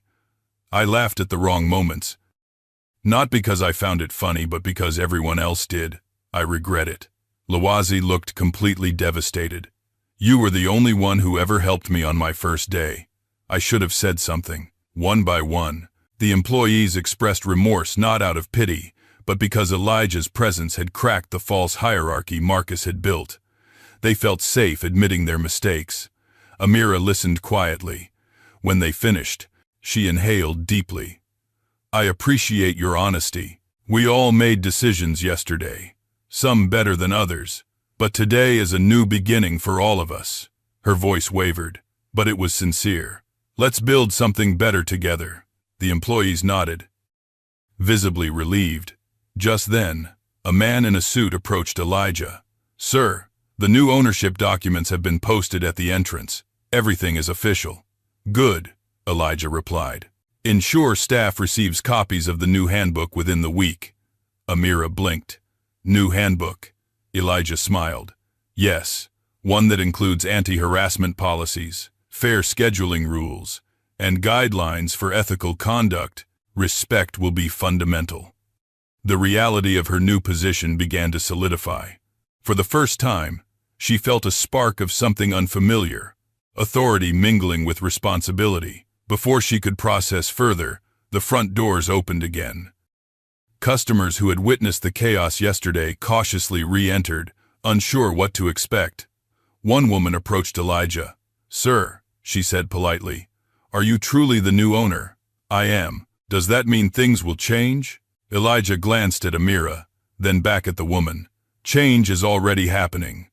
The woman smiled. Then I'll stay for lunch, and I hope others will too. More customers joined her. Word spread quickly, and a sense of renewed energy filled the space. Elijah turned to Amira. Would you like to join me for a meeting in the back? There is still much to discuss, including your contract, your responsibilities, and support for your training. My contract. She echoed faintly. Yes, he said. You will be paid well. You will have flexible hours to care for your mother, and I will personally arrange leadership training for you. Her knees weakened slightly. You don't even know my mother's situation. He looked at her knowingly. Kindness often comes from the hearts of those carrying heavy burdens. I assumed there was someone you cared for deeply. Her eyes welled again. She nodded quietly. Before they headed to the meeting room, a timid voice called from behind her. Amira! She turned and found a young hostess, barely 18, looking at her nervously. It was Zinla, the newest hire. I just wanted to say, Zinla's voice wavered. I was scared of Marcus. I used to dread coming to work. But today, seeing what's happening, I feel hope again. Amira offered a gentle smile. Hold on to that feeling. Things will get better. Zinla nodded gratefully. Elijah led Amira toward the back offices. But as they passed the dining area, she stopped to observe the room. The staff worked with renewed purpose. Conversations shifted from fear to curiosity. Even the atmosphere, the way sunlight streamed through the windows, the way people moved felt lighter. It struck her then. Change wasn't simply something that happened. It was something people built together, inside the meeting room. Elijah closed the door softly. There is one more matter I wish to discuss, he said. She tilted her head, curious. It concerns you and your mother. Her heart raced. My mother. Yes, Elijah said gently. I want to help ensure she receives proper medical care. Her eyes widened. Sir, I I can't accept charity. This is not charity, Elijah assured her. It is an investment in someone who has shown extraordinary compassion, someone I believe will one day lead more than just a single restaurant. She stared at him, stunned into silence. Elijah continued. You have the heart of a leader. The world needs people like you. They're doed. Amira's hands shook slightly as she pressed them together. I don't know if I'm ready for all this. No one ever feels ready, Elijah said. But readiness grows, and opportunity rarely knocks twice. She slowly exhaled, grounding herself. Then she nodded. I'll try, she whispered. Elijah smiled warmly. That is all I ask. As they began reviewing her new role, staff changes, and future plans, Amira realized something profound. Kindness had not ruined her. Kindness had found her, and it was lifting her higher than she ever imagined. The meeting room was small compared to the grandeur of Elijah's presence, yet it felt strangely intimate, almost like a sanctuary where truths could finally breathe. Amira took a seat across from him, her heart still fluttering from the whirlwind of the morning. Papers were neatly arranged on the table, her provisional contract, a training schedule, and notes from Elijah's transition team. Everything looked official, real, undeniable, but it was the weight of Elijah's gaze, kind yet probing, that held her attention most. There is something I must ask you, he began. Folding his hands atop the table, Amira straightened nervously. Of course. Why did you come back today? He asked gently. After everything you endured yesterday. What brought you through those doors again? She blinked, surprised by the question. It wasn't accusatory, it was reflective, almost philosophical. She hesitated. I think part of me wanted answers, and part of me refused to let fear decide my steps. Elijah nodded slowly, approval softening his expression. Courage is not the absence of fear, he said. It is choosing the path despite it. Amira offered a timid smile, brushing a loose curl behind her ear. Honestly, sir, I almost didn't come. And yet you did, he replied. Because you carry a spirit many overlook, strength that hides beneath humility. Her cheeks warmed. Compliments like these felt foreign, almost too heavy to hold. Before she could respond, Elijah added, There is a reason I ask. People rise, not because of their skills alone, but because they choose to return after they've been broken. His words lingered in the air, echoing the silent lessons life had taught them both. A knock interrupted the quiet. Daniel peeked inside. Sir, the legal team wants to confirm your availability in 20 minutes. I'll join them soon, Elijah replied. Thank you. Daniel nodded and closed the door. Elijah turned back to Amira. Now, let me walk you through your initial responsibilities. Nothing overwhelming, I assure you. You'll shadow me and the new general manager for 2 weeks. You'll learn scheduling, conflict resolution, and inventory supervision. In time, you may be involved in financial decisions, but that will come gradually. Amira exhaled with relief. Thank you. I thought you'd expect me to jump straight into managing people. That feels intimidating. Elijah chuckled softly. Leadership is not about filling a role. It's about growing into one. He paused, then added with a gentle smile. And you have already begun. She felt the words settle into her with surprising warmth. For now, he continued, your most important task is acclimating to this new chapter. Your confidence must rise before responsibility can. Amira nodded thoughtfully. Everything he said felt deliberate, guiding, purposeful, almost like mentorship rather than employment. Now, Elijah said, as he tapped one document lightly, this is your preliminary contract. You'll start with a competitive salary, full benefits, health coverage for you and your mother, and support for additional education if you choose to pursue it. Amira froze. For my mother, she whispered.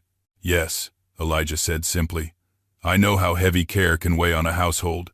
No employee under my leadership should face such burdens alone. Her vision blurred. Tears gathered again, not from sorrow this time, but from a wave of emotion she wasn't prepared for. She pressed her fingers to her lips, trying to steady herself. It's too much, she whispered shakily. It's too generous. Elijah leaned forward slightly. Nothing is too much for a heart that gives without hesitation. Her tears slipped free, quiet, clear, raw. Elijah waited patiently until she regained her composure. When she finally lifted her eyes again, he asked softly, "Are you ready for the next step?" She nodded, wiping her cheeks quickly. "Good," he said. "Then come with me. There's someone I want you to meet." They left the meeting room and walked through a quiet hallway toward a section of the restaurant employees rarely saw. Transition staff members greeted Elijah respectfully as they passed, giving Amira polite nods. At the end of the hall, Elijah opened a door to an office that had been completely renovated. Overnight walls freshly painted, new furniture assembled, shelves installed.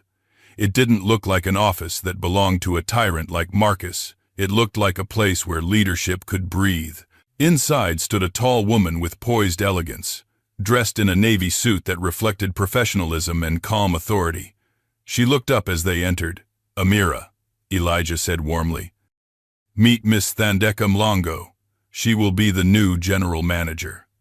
Thandeka stepped forward with a smile that held depth and clarity. "It's an honor to meet you. I've heard a lot already." Amira blinked, startled. "Me? About me?" "Yes," Thandeka said. "Elijah has spoken highly of you, and after reviewing yesterday's footage, I agree your integrity is exactly what this place needs." "Footage?" Amira asked. Confused, Elijah nodded. "Most sections of the restaurant have security cameras. They captured Marcus's treatment of you twice, and they captured your kindness." Amira's stomach twisted. "I didn't know." "Of course you didn't," Thandeka said. "Because you acted from sincerity, not from the desire to be seen." Amira swallowed hard.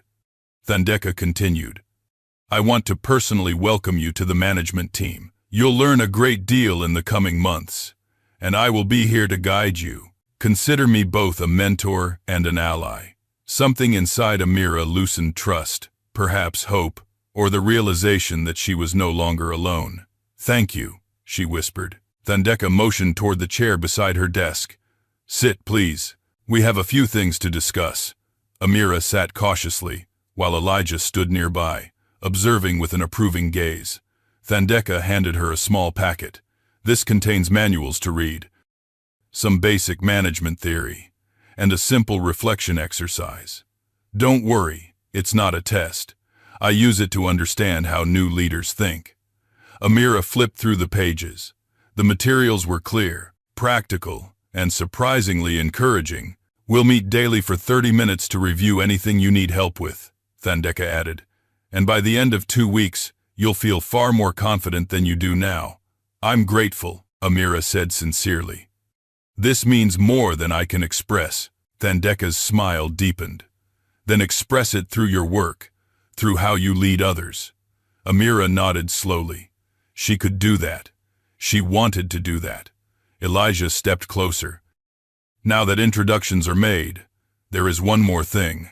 His tone shifted, still gentle, but layered with significance. "It's time we discuss your mother more carefully." Amira stiffened. "My mother?" "Yes," Elijah said. "Last night, you mentioned she struggles with health issues. I would like to arrange proper medical care for her, a full evaluation, transportation, and treatment plan." Amira shook her head immediately. "No, sir, please. You've already done so much. I can't let you." Elijah gently lifted a hand. "This is not charity. It is responsibility." "Responsibility," she echoed softly. "Yes," he said, "because you helped me when you believed I had nothing. Now I help you because I know exactly what you need." His gaze softened, but his sincerity was unshakable. "Let me do this, Amira, for her and for you." Her breath trembled, slowly, painfully, her defense lowered. She nodded. Elijah's smile was warm like the rise of dawn after a long night. "Then it is settled." As they finished the final details of their plan, something inside Amira shifted. She had stepped into the restaurant, expecting humiliation. Instead, she found purpose. She had expected rejection. Instead, she found belonging. and she had expected her voice to be small forever. Instead, it had been lifted by someone who believed in her more than she believed in herself. Yet even as this new chapter opened, a twist waited quietly, one that would soon intertwine her future with Elijah's in ways neither of them yet understood. The day was far from done, and her transformation had only just begun. The rest of the day unfolded with a steady rhythm that felt unreal to Amira, like she was walking through a dream woven with threads of disbelief and gratitude. Employees approached her one by one with small smiles, shy nods, or nervous introductions. Some apologized again for not defending her. Others expressed genuine excitement to work beside her. Thandeka guided her through short tasks, reviewing shift logs, studying scheduling patterns. Observing the flow of the restaurant, Elijah stepped out briefly to meet with the legal team and new investors. But his presence lingered like a protective echo in every corner of the building. Yet beneath the newfound hope, something still tugged at Amira's heart: fear. The fear that she wasn't enough. The fear that she might fail. The fear that this blessing was too big for someone like her. By late afternoon, Thandeka suggested a break. "Leadership requires rest too," she said, handing Amira a cup of warm rooibos tea. "Drink, breathe, let your mind settle." Amira nodded, appreciating the gentle guidance. She stepped outside the back entrance, letting the late sunlight touch her face. Warmth settled on her skin, melting some of the tension in her shoulders. But even with the warmth, her thoughts drifted to her mother alone at home. Unaware of this life-changing day, Amira reached into her pocket to check her phone. She hadn't informed her mother where she was, and worry began gnawing at her. She called home. A soft, tired voice answered. "Amira, are you all right?" "I'm fine, Mama," she said quickly. "I went back to the restaurant today." Her mother hesitated. "Did something happen?" "Yes," Amira said. "Something big. I'll explain everything tonight, I promise. But for now, how are you feeling?" "I'm all right, my child. Just resting. Don't worry about me." But Amira heard the truth beneath the words, the coughing, the strain, the quiet struggle. Her mother tried so hard to hide. Her chest tightened. "I'll be home soon," she whispered. Someone important wants to help with your health." Asha sounded confused. "Help? Who?"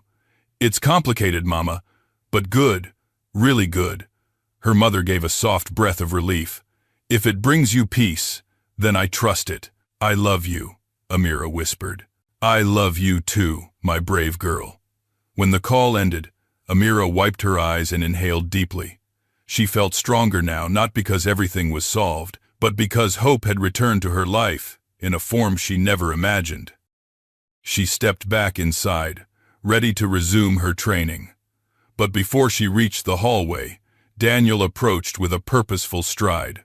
"Miss Amira," he said politely, "Elijah would like to speak with you in the private conference room." Her heart skipped.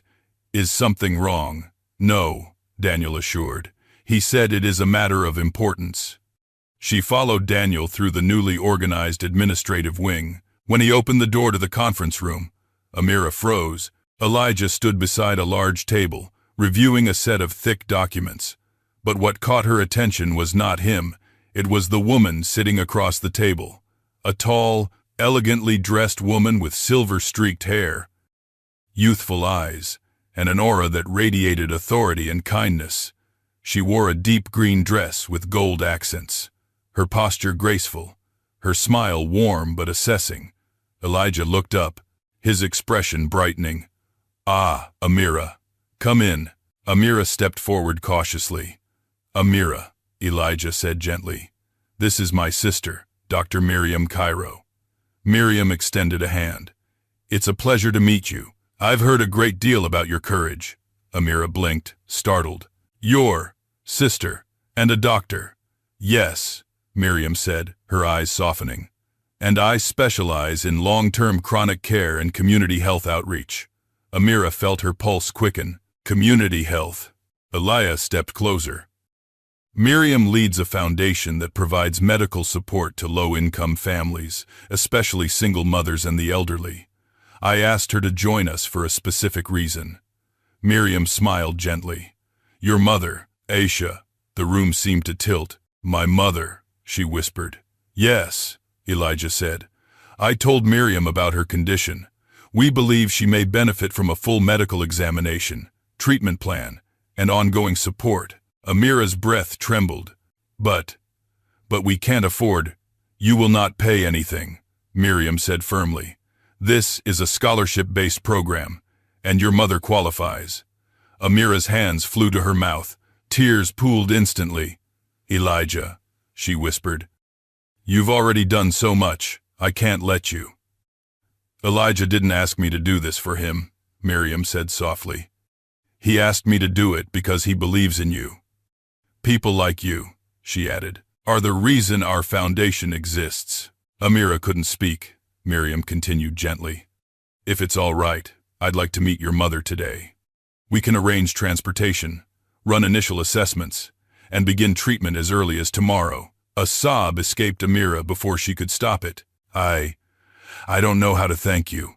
Elijah placed a gentle hand on her shoulder. You already did yesterday, when you gave your last meal to a stranger. Her tears fell silently, hot and uncontrollable. Miriam stood and approached Amira, placing a comforting hand on her other shoulder. We are not helping you out of pity, Amira. We are giving honor where honor is due. Your kindness created ripples you cannot even imagine. For a long moment, the three of them stood in quiet connection. A stranger turned benefactor, his brilliant sister, and the young woman whose compassion had unknowingly bridged their worlds. Finally, Miriam stepped back. Shall we go meet your mother? Amira nodded, still trembling. Yes, please. Elijah smiled knowingly. Daniel is preparing the car. We'll leave in a moment. But before they exited the conference room, Thandeka appeared in the doorway. I heard you might be leaving for the day, she said gently. Go take care of your mother. Everything here is under control. Amira exhaled shakily. Thank you, Miss Thandeka. Besides, Thandeka added, rest is part of leadership too. They walked toward the car, a trio that looked unlikely but felt perfectly aligned by fate. As the sunlight filtered through the tall buildings, Amira felt something shift deep inside her. Not just gratitude, not just disbelief, but destiny. She stepped into the car, watching Elijah and Miriam settle beside her. Daniel started the engine smoothly. As they drove toward her neighborhood, Amira stared out the window, her reflection trembling with emotion. Her life had crumbled yesterday. Her dignity had been shattered. Her hope had withered. And yet, within just 24 hours, a stranger she had fed had returned as a guardian, a mentor, and a force far greater than she could fathom.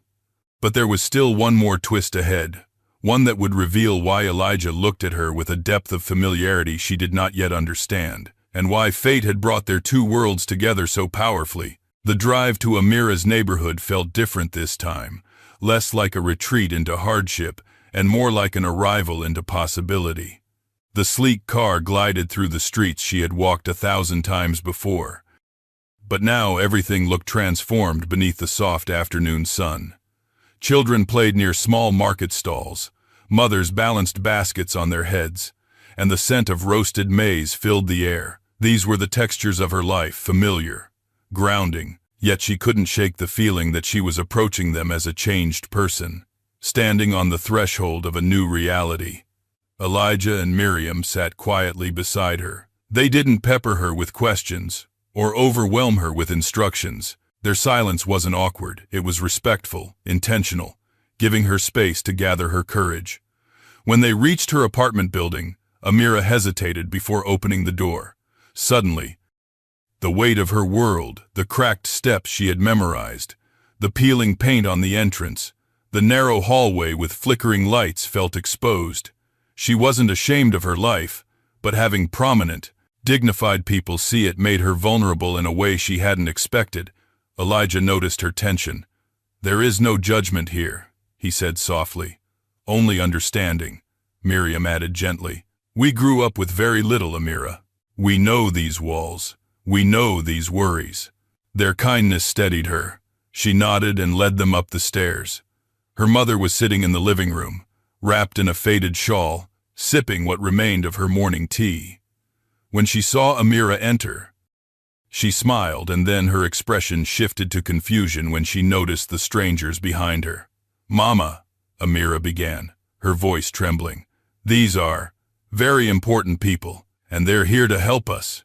Asha straightened slowly, her frail frame pulling itself upright with dignity. "Help us, my child. What do you mean?" Before Amira could explain, Elijah stepped forward with gentle respect, bowing his head slightly in greeting. "Mrs. Asha, my name is Elijah Cairo. Your daughter has shown extraordinary kindness. It is an honor to meet you." Asha blinked in surprise. "Cairo, I know that name. You own restaurants, big ones." "Yes," Elias smiled modestly. "Yes, ma'am." "And one of them was the place where your daughter worked." Asha looked worried. "Worked? What happened?" Amira knelt before her mother, taking her hands. "Mama, I was fired, but everything changed today. Elijah is now the new owner, and he offered me a position assistant manager." Asha's lips parted in shock. "Assistant manager." Her eyes glistened. "My child, that is a blessing." "It is more than a blessing," Miriam said warmly as she stepped forward. "It is the beginning of a new chapter." Asha studied her, trying to place this elegant, confident woman. "And you are?" "I am Elijah's sister," Miriam replied. "And I am a doctor who specializes in the exact condition you have been struggling with." Asha's body stiffened. She gripped Amira's hands tighter. "My condition," Amira whispered. "Mama, they want to help you." Tears welled in Aisha's eyes, but she shook her head weakly. "Help costs money we do not have. That is not your burden to carry," Elijah said firmly. "We cover the expenses, completely." Aisha's breath caught. Her eyes darted between them, overwhelmed. "Why?" she whispered. "Why would you help strangers like us?" Elijah lowered himself to sit beside her, leaning on his cane. His voice softened almost to a whisper.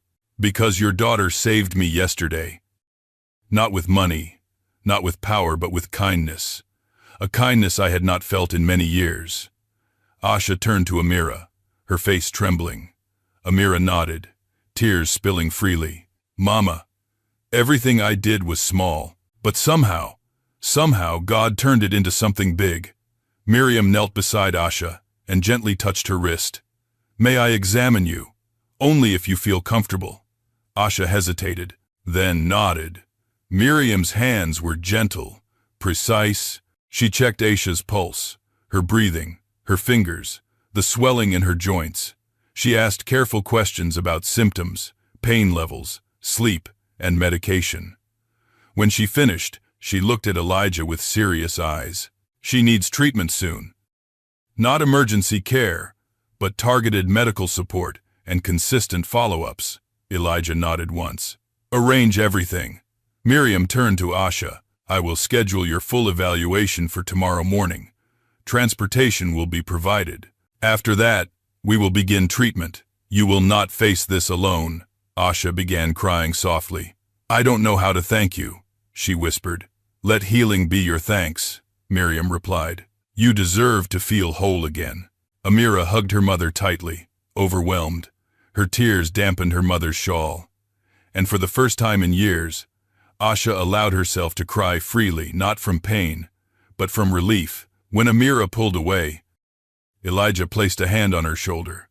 "If you wish, you can be with her throughout the process. Your work schedule will adjust as needed." Amira nodded with gratitude. "Thank you. Thank you for everything." Elijah's expression grew thoughtful. "There is something else," he said quietly. "Something I have not yet told you." Amira blinked. "What is it?" Elijah looked down at his cane for a moment, then back at her. "When I tested your restaurant yesterday, I did not expect to be treated with dignity. I was prepared for cruelty, for dismissal. I have seen both many times." He paused. "But when you helped me, something stirred in me, something familiar. Do they really Asha and Amira exchanged confused glances. When I looked at you, Elijah continued, I felt a connection I could not explain. Amira's pulse quickened. A connection. Yes, Elijah's eyes softened. You remind me of someone I once loved deeply. Someone who died many years ago. Amira felt her breath catch. She whispered, Who? My wife, Elijah said quietly. Her name was Nyasha. She had your courage, your gentleness, your belief in the goodness of people. He studied Amira's face intently. But it's not only your spirit that resembles hers, he added. Amira's heart raced. You have her eyes, he said softly. Her smile, even her voice. Asha inhaled sharply. Clutching her chest, Amira stared at him, confused. Sir, I don't understand. Elijah swallowed, his voice trembling. Nyasha disappeared before our daughter was born. A complicated tragedy separated us, and the child was never found. Silence fell like a stone. Asha trembled violently, Elijah whispered. And when I met you yesterday, I wondered. His voice cracked. I wondered if fate had brought me back to the daughter I lost. The room froze. Asha's tears spilled uncontrollably. Amira felt her world tilt, her breath stolen from her lungs. Mama, she whispered, turning toward her mother. What is he saying? Asha pressed her hands to her face. Then, shaking, she whispered the words that shattered everything. I tried to tell you so many times, my child, but I was afraid of losing you. Amira's heart nearly stopped. Mama, what do you mean? Asha lowered her hands, her voice breaking. You are adopted. The world fell silent. Amira felt everything inside her collapse at once. Identity, memory, belonging, every piece of her life, trembling as a truth long buried, clawed its way to the surface. And Elijah stood there, tears forming, whispering one trembling question he had carried for years. Amira, are you my daughter? The room fell into a vacuum of silence so deep that Amira could hear the faint ticking of a wall clock she had never paid attention to. Her breath caught halfway in her throat. Her limbs felt distant. Her vision wavered not from tears alone but from the sudden collapse of everything she'd known her entire life. I'm adopted, she whispered, as though speaking too loudly would shatter her completely. Asha's face crumpled with grief and fear. My child, my sweet child, I never meant to hide the truth forever. I only wanted to protect you. Amira staggered back a step. Elijah reached forward instinctively, but she flinched. Both Elijah and Asha froze at her reaction. Their expressions tightening with pain, Asha held out trembling hands. Amira, please, let me explain. Amira's voice cracked. I don't understand. Everything, I believed. Elijah's voice, soft and trembling with decades of longing, broke through the tension. Please, may we sit? This conversation is not meant to hurt you, I promise. Amira's knees wobbled. Miriam quickly pulled out a chair, guiding Amira gently into it. Elijah and Asha sat across from her, their faces full of conflict, regret, love, fear, hope, all tangled in the moment. Asha wiped her eyes. You must know, my child, you have been the greatest blessing of my life. But yes, I took you in. You were not born to me. Amira felt dizzy. Why didn't you tell me sooner? Asha inhaled shakily. You came to me when you were barely a newborn, no more than 6 days old. I was working at a small clinic on the outskirts of the city then. One night, a young woman was brought in, injured, terrified, and alone. She had just given birth. Elijah leaned closer, every muscle tense. What was her name? Asha hesitated, voice trembling. She called herself Nyasha. A sharp, broken sound escaped Elijah's throat.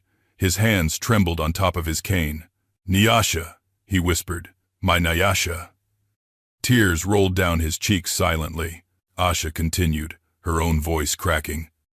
She kept saying someone was after her, that she couldn't go home. She believed her baby was in danger. She begged me to keep the child safe.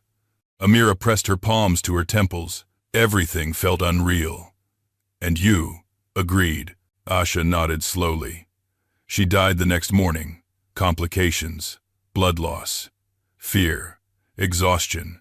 And in her final breath she said, "If Elijah finds her, tell him she has his eyes."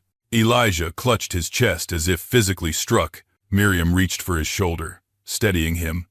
Asha looked at Elijah, guilt tightening her features. "I searched for you, Mr. Cairo. I swear I did. But the world was different then. Communication was difficult. You were traveling constantly. And by the time I found any trace of you, too many years had passed. And I feared you might take her away from me. I was a poor woman with no husband, no family, no stability. I didn't believe you'd ever accept me as part of her life." Her eyes overflowed again. "So I kept her, loved her, raised her the best I could." Silence crushed the room once more. Amira bit her lip until she tasted iron. Her tears fell in streams. Part of her wanted to run, to scream, to collapse, to deny everything. Another part felt an ache she hadn't understood before, the sense that something had always been missing, that she never quite resembled Asha, that she always wondered about the shadows in her lineage. But this truth was overwhelming. "Mama," she whispered to Asha, "why didn't you tell me when I grew older, when I could understand?" Asha's shoulders shook. "Because every time I tried, I looked at you and thought, I don't want to lose her. You were my miracle, my reason, my joy, and I was terrified that the truth would take you away from me." Amira's heart softened painfully. "Mama, I would never have left you." Aisha sobbed into her hands. Elijah watched them with a grieving tenderness. "Amira," he whispered, "I cannot imagine the shock you feel, and I do not want to overwhelm you or claim you suddenly. But if in your heart, there is room for truth, know that everything Asha said aligns with what I lived." He leaned forward, voice breaking. "Nyasha disappeared when she was 8 months pregnant. We searched everywhere. Police, private investigators, community leaders.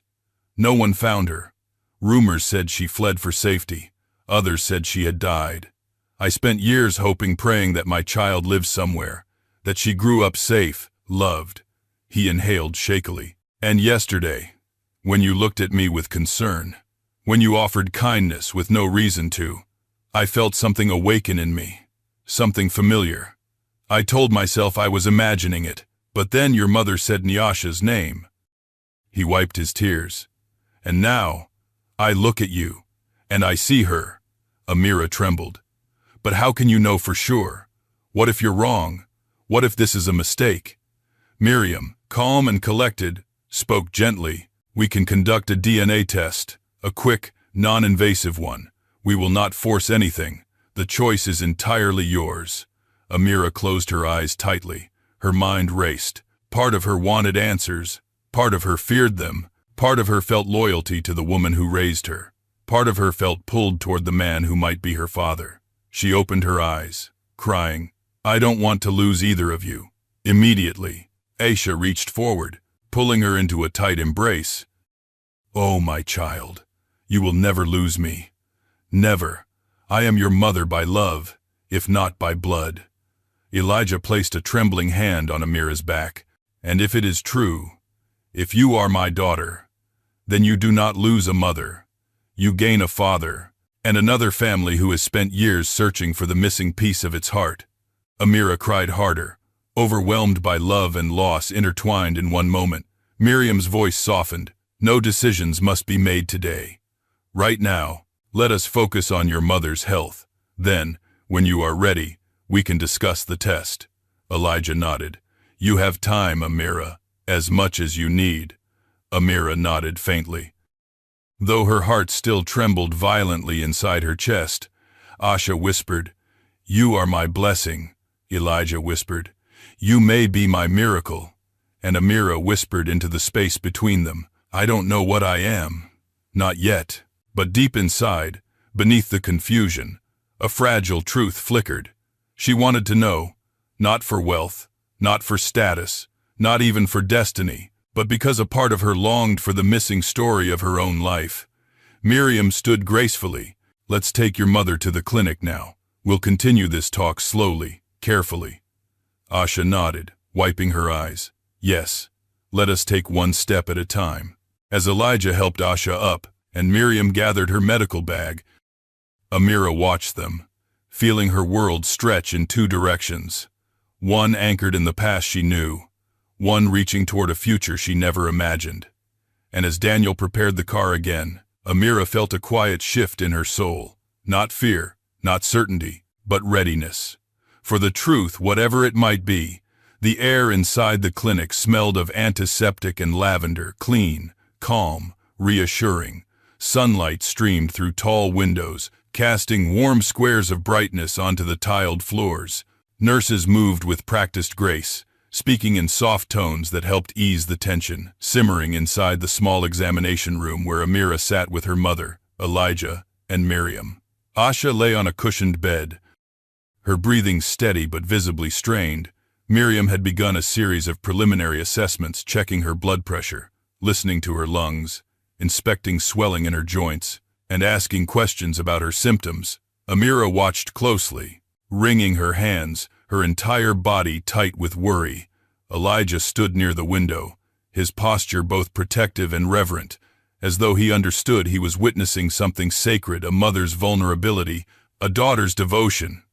Every now and then, his gaze drifted to Amira, softening with emotions he wasn't ready to voice. After a final gentle touch to Asha's wrist, Miriam stepped back and spoke with clinical clarity. "Her condition is manageable, but it will require consistent treatment. We'll begin with anti-inflammatory medication, a nutritional support plan, and a few targeted therapies. I'd also like to schedule imaging for tomorrow." Asha nodded quietly, though fatigue shadowed her face. "Thank you, doctor." Miriam placed a warm hand on her shoulder. "You're in good hands now. We'll take care of you." Amira exhaled shakily, tears of relief forming. "Thank you. Thank you so much." Miriam smiled softly. "Your mother is strong. She will recover." For the first time in years, Amira felt real hope, bright, fierce, unwavering.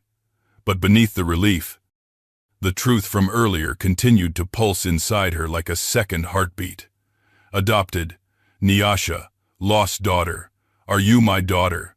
The words echoed in the corners of her mind. When Miriam stepped out to organize the next steps with the medical team, Elijah approached Amira and Asha. He sat beside Asha's bed, leaning on his cane, his voice steady but tender. "I owe you an apology," he began. "Both of you." Asha's eyebrows furrowed. "Why would you apologize?" "For the years of fear you carried," Elijah said softly. "For the burden of raising a child alone, always worried her true family might one day appear and take her away, and for the weight you bore trying to keep her safe." Asha's eyes filled again. "I did what any mother would do." "Yes," Elijah said, emotion trembling in his voice. "And that makes you a remarkable one." Asha's lips quivered, touched beyond words. Elijah turned to Amira next, his eyes full of grief and awe. "And to you, I apologize for not being there, for missing your childhood, your birthdays, your struggles, your triumphs. If you are my daughter, then I have missed 20-something years of your life that I can never reclaim." Amira's heart contracted painfully. She wasn't sure she was ready to believe anything, yet not fully, but his sincerity pierced every wall she tried to raise. She whispered, "You can't blame yourself for what you didn't know." "My heart knew," he said quietly. "It always believed she lived. I just never imagined she would grow into someone so extraordinary." The compliment shook her. Her breath caught partly from the tenderness in his tone, partly from the weight of maybe. A tense silence followed, full of longing, fear, questions the room was too small to hold. Then Elijah said, "Whatever the test shows, I want you to know this. I admire you for your courage, for your compassion, for your strength, and I would be honored, truly honored, to be part of your life." The words nearly brought Amira to her knees. She lowered her gaze, tears sliding silently down her cheeks.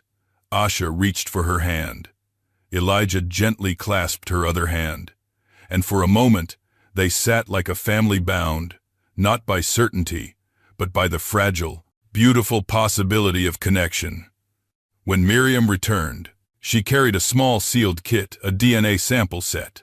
Amira froze. Asha's grip tightened. Elijah inhaled deeply. Miriam spoke with gentle professionalism. "We can do the test today. Results will take about 48 hours, but I want to emphasize this only happens if you choose it, Amira." All eyes turned to her. Her pulse thundered, her skin tingled. The room felt smaller. "Do I want to know who I really am?" she asked herself silently. The answer rose like a whisper from the deepest part of her. Yes. She wiped her tears and nodded. "I want to do it."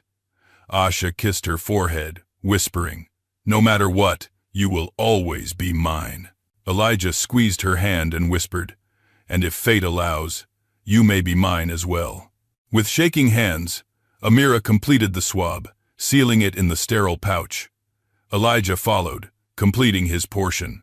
Miriam labeled everything carefully. When she left to deliver the sample to the lab, the air in the room seemed to shift lighter, yet full of unspoken tension. After a few quiet minutes, Asha fell asleep from exhaustion. Miriam dimmed the lights and stepped outside with Elijah, leaving Amira gently stroking her mother's hand. Eventually, Amira wandered toward the clinic hallway, needing air. She found Elijah sitting alone on a bench outside, his cane resting against the wall, his gaze distant. She hesitated before sitting beside him. For a moment, neither spoke. The silence was gentle, like two souls breathing in sync. Then Elijah said, "You know, when I first saw you yesterday, before you even spoke to me, I felt something, some echo of memory. Something in your eyes, your mother's eyes, struck me so deeply I had to look away." Amira listened quietly. "I told myself I was imagining it," he said with a soft laugh. "A lonely old man seeing ghosts. But then you gave me your food, and when you spoke, your tone, your warmth, your innocence, it was like hearing Nyasha again." Amira's heart tightened. "Did you love her very much?" Elijah nodded, his voice fragile. "She was my heart, my future. Losing her nearly destroyed me, and losing the child we created together left a wound that never fully closed." He looked at Amira, eyes glistening. "You reopened that wound yesterday, but in the most beautiful way, with hope." Amira stared at her hands. "I don't know who I am anymore." Elijah reached over slowly, carefully, and placed a hand on her shoulder. "You are exactly who you were yesterday. Kind, brave, gentle. Everything else is simply information about your past, not a measure of your worth." Her throat tightened. "I'm scared." "So am I," Elijah admitted. "But sometimes, fear means we're standing on the edge of something important." She breathed shakily. "What if the test says, 'I'm not your daughter'?" Elijah smiled softly. "Then I will still care for you, still support you, still cheer for you, because my admiration is not based on blood. And if I am," she whispered, emotion swelled in his eyes, "then I will thank God for returning the greatest miracle of my life." Tears spilled freely down Amira's cheeks. Elijah gently wiped one away with the back of his finger. His touch, feather-light. A soft knock interrupted them. Miriam stepped out of the lab area with a compassionate smile. "It's done," she said. "We wait." Elijah stood carefully, leaning on his cane. "The waiting may be difficult, but we will face it together." Amira nodded slowly. "Together." She repeated the word silently in her mind, letting it settle. Together. When they returned to the room, Asha was awake, her eyes warm despite the pain. Amira sat beside her mother's bed, holding her hand tight. Elijah stood at the foot of the bed, watching them both with a tenderness carved from years of loss, and suddenly, astonishingly, hope, for the first time in her life. Amira felt suspended between two identities, the daughter she had always been, and the daughter she might become. The truth would arrive soon enough, but for now, she breathed in the fragile peace of the moment, the intertwining of past and future, fear and love, endings and beginnings. She didn't know what tomorrow would bring, but she knew that no matter what the test revealed, her life had already changed forever. And for the first time, she wasn't afraid of the change. She was ready to meet it.